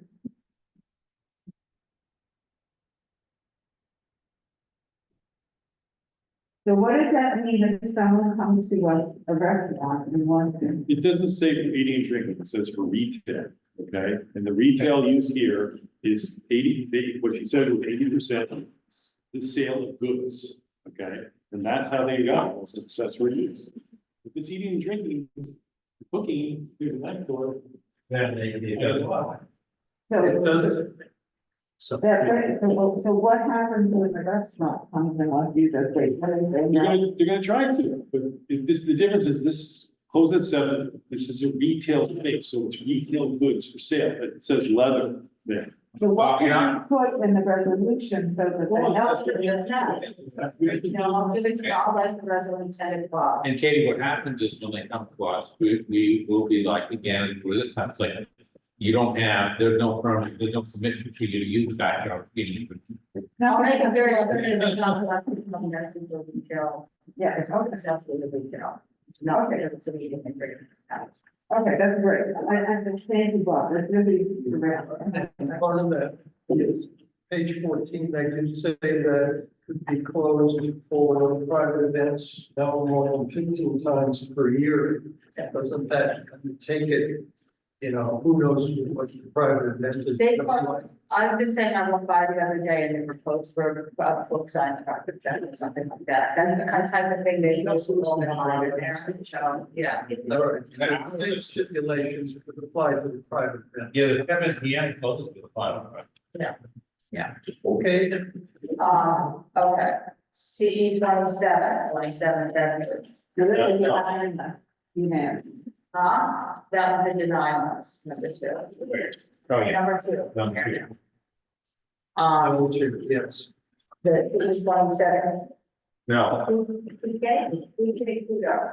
no. I would deny it. Did I? All right, Yeah, that's what really. Oh, yeah. Okay, so I put in the drive. Just to, for the, so there's Cafe Henry, we had or something like that. Originally, but they're all that's closed at midnight. Separate dessert businesses that roughly close 10:30 or not too late. And I think they're all closed. They came to us, we talked about this during the first meeting. And they said, well, we've owned this building all the time. We operated places, these are the hours, we or do that. We can do it. We can do it. Even though it was clear, it's a very small place, very few seats. We were like, how are you possibly going to do it? Yeah. Because the guy was so affordable and so he worked, it's his building or whatever. We got a community, he basically gave him a 1-2, said, okay, but this is limited to this. That's why it's a public, and got it back to the public interest, and why it is that it's event. And he said that he could do it with the OP instead of the beer and wine. Right? And that was. If you read his hours, and some of his qualifications, 2 a.m., he was like going for it, and totally backed up. It's going to break something, and that's how we ended up with it. Right. But one ask for your point. I mean, one of these is because the hours of the absence of outdoor space, because it was a critical reason that complicated matters for the interest and circumstances not changed from the law, changing about that. Yeah, so there was tremendous opposition then. There's tremendous opposition then. The only difference back then was because he was able to, the community board agreed to concede, consider compromise, concede, how we want to put it. Because of the application, because of the hours, and because of the history, the location, so. And we haven't framed this, which we didn't really talk about, because I think everybody knows this, but this is a residential zoned area. In Bedford Street, these were all small, accessory businesses in the immediate neighborhood. And meaning immediate, small storefronts like this, and what's happened is that it's been a steady mark for every single premise that is operating just contrary to the airmail, but operating into the later hours, consistent with the retail businesses that they traditionally were. Right. The streets really narrow. That's when important these emergency lane waivers are raising, if anything were to happen on these small streets.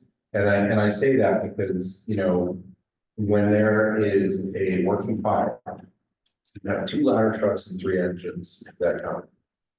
And if the street is lined, and then any other support equipment, whatever it is, and that's until it escalates.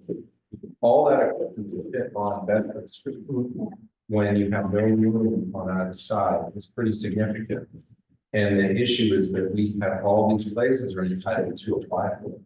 Right. And so, and it's the key is that they're all entitled to it. It is not like you look at this in a vacuum, it's just one.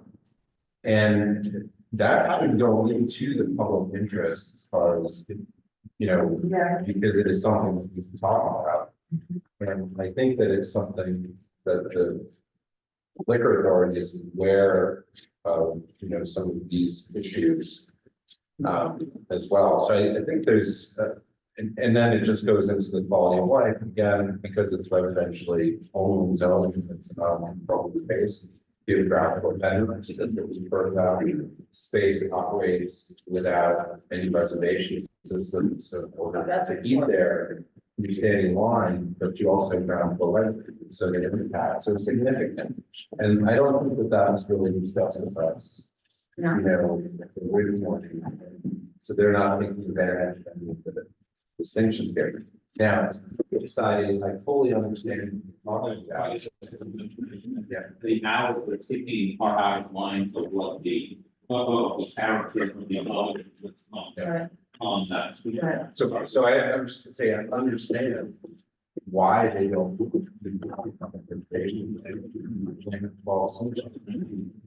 Somebody sitting in it all the time. You can't. We do that, we do that. And right, We do that. and they knew this from the very beginning. And so doing any of those later services, that means people are gonna be standing around outside in front of people's windows to get into the kitchen. Right, and that's the difference.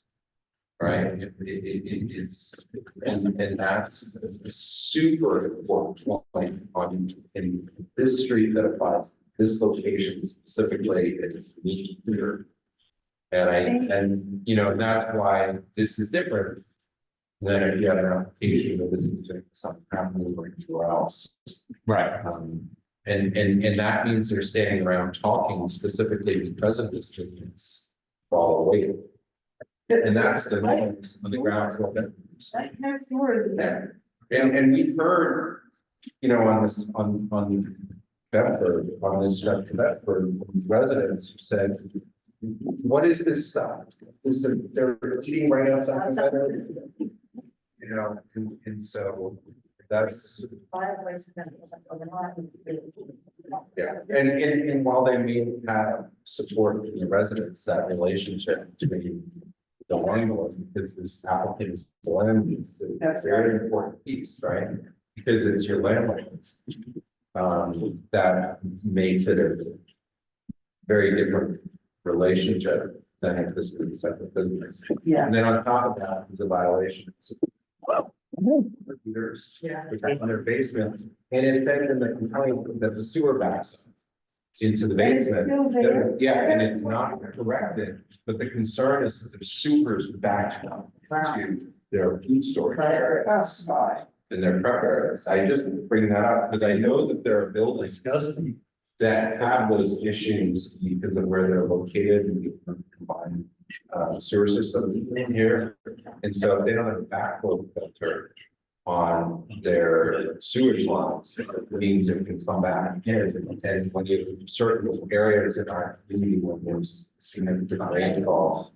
And if you recall, there was a certain restaurant where our community board has had holiday parties in the past, perhaps in the future. And I remember discussing with that operator a long time.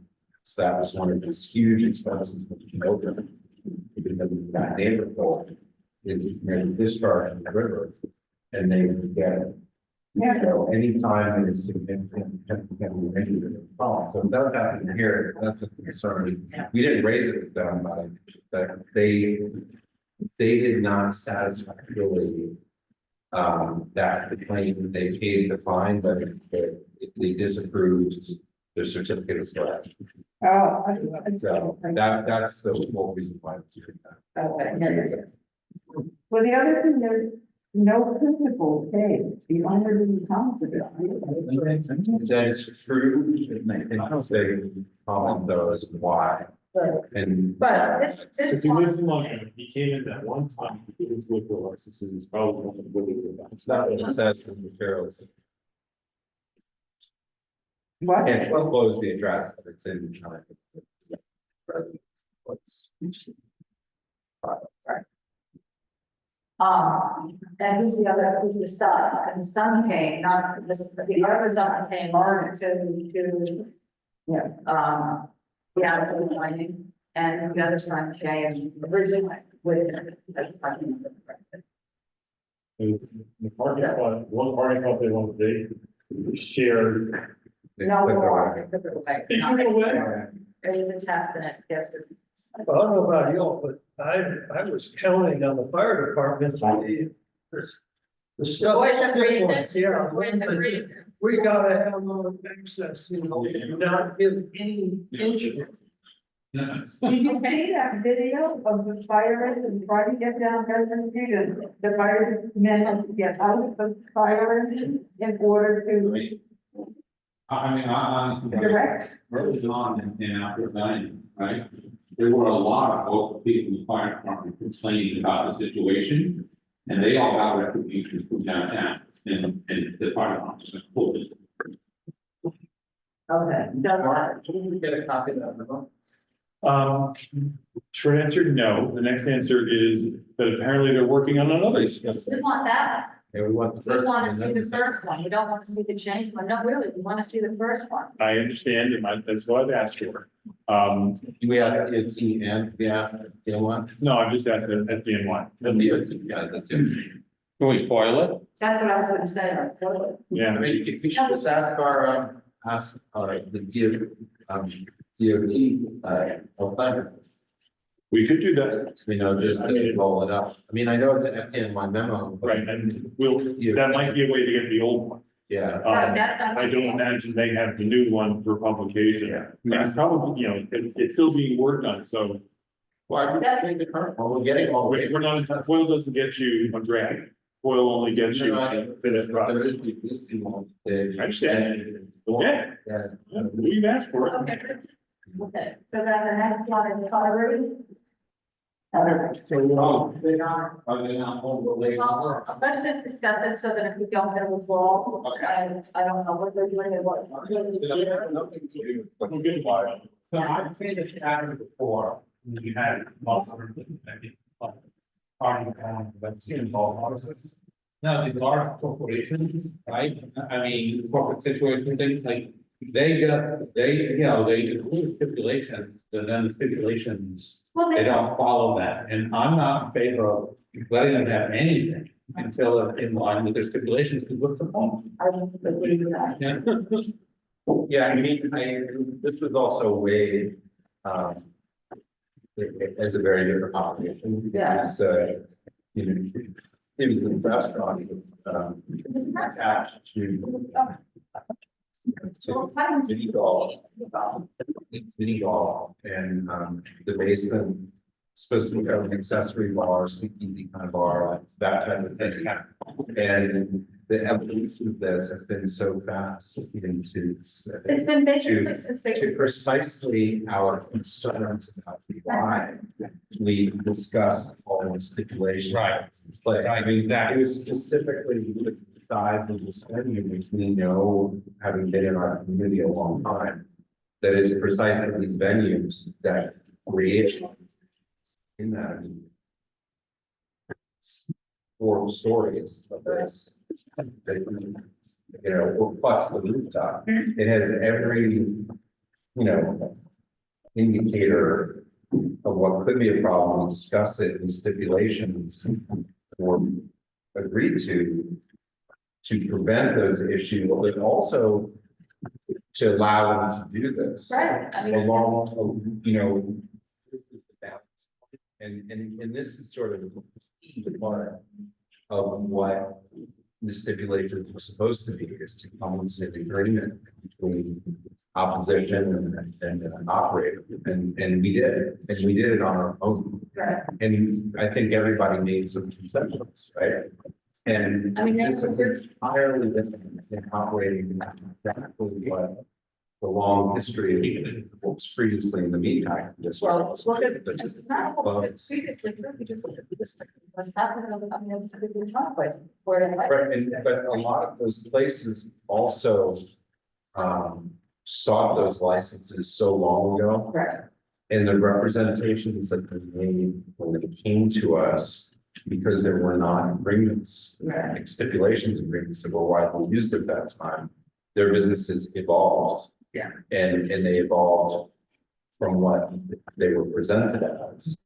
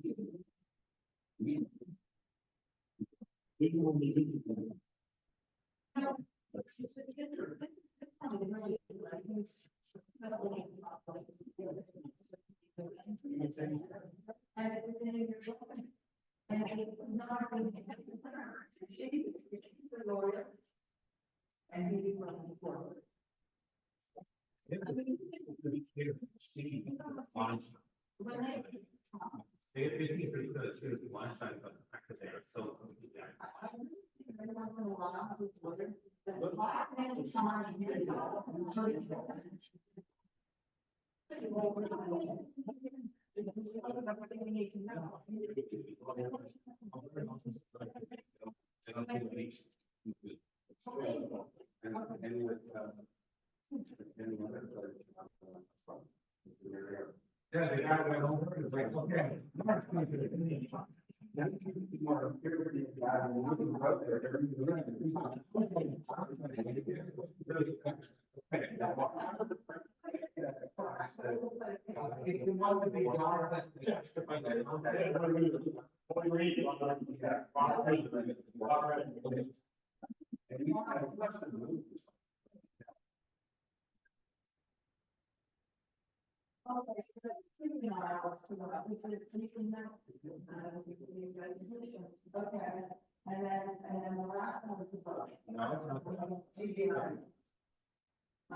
Yeah, the boat down is located.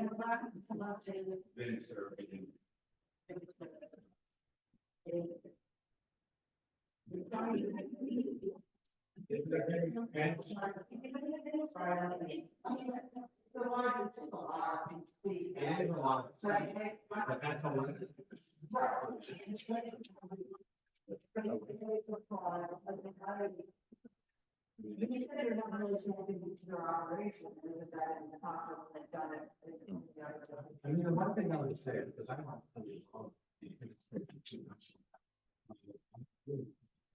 These are all focused on 7-Eleven. It's not on that right there on 7-Eleven. No residential close, you know? No, we're not, because The MTA power plant. not probably. And we also didn't get any letters about it, and we didn't, and nobody was here, and so. I mean. And when I walked by, when everybody else was crazy, not that they didn't have a ton of seats out there, and not that maybe it wasn't always exactly, right, but there was room for more. No, that's true. And it does get busy and there are people there. Like it's certainly Oh, yeah. hubbub because it's a packed spot. But I've never seen it like way out of compliance with people being really crazy in that space. I mean, Right. what the new building? So we did And not there's no have evidence. with this. What? The building. We're okay with that. Then what I'll do is I'll write the stipulations that they'll have, not more than whatever seats. And it will conform and all seating will be seated. It will be seated and follows it. Of course, the bad thing is that when. Yeah. Because I'm trying, I would like to put something in there so that people don't need that coming back. If people like to. Yeah. Because the animal thing. So as long as it complies with. Right, that's why they're putting in there, it's the devices. Any building served. You know, the city's approving it. This thing is just so I can keep it. It's possible in the coming months. We could have an extra 60 applications, 80 to 100 in the first month or two, and then 200 to 300. On the second, so we wouldn't be, you know, so we have to look, try to work around as much as we can. Also, a lot of that, back, not knowing they have. It's made clear. Yeah, I'm just saying. Yes. You know, it's made clear. But you know, that's why most of them are not gonna be a problem. It's nothing to discuss. It's just any closing times. We, almost all of the places that used to have them, not all of them, probably about 70%, we already have time agreement, so. You know, there's nothing. And they can express themselves through our other committee if they need time. No, we haven't been having those discussions. I thought we did. Well, we're just, no. We've been talking about it, but it's not really, the city's rules are very different. There's no risk when they start setting times over there. Right. Well, it's not even that, it's that the city, it's not on the purview of the city's program, it's the state that has the limit, so. That's the way it's always been. Yeah. Okay, any business manager? No. Was there at 9/11? I'm doing my thing. I'm okay, we're gonna keep contact with the places, and if you think of anything for us.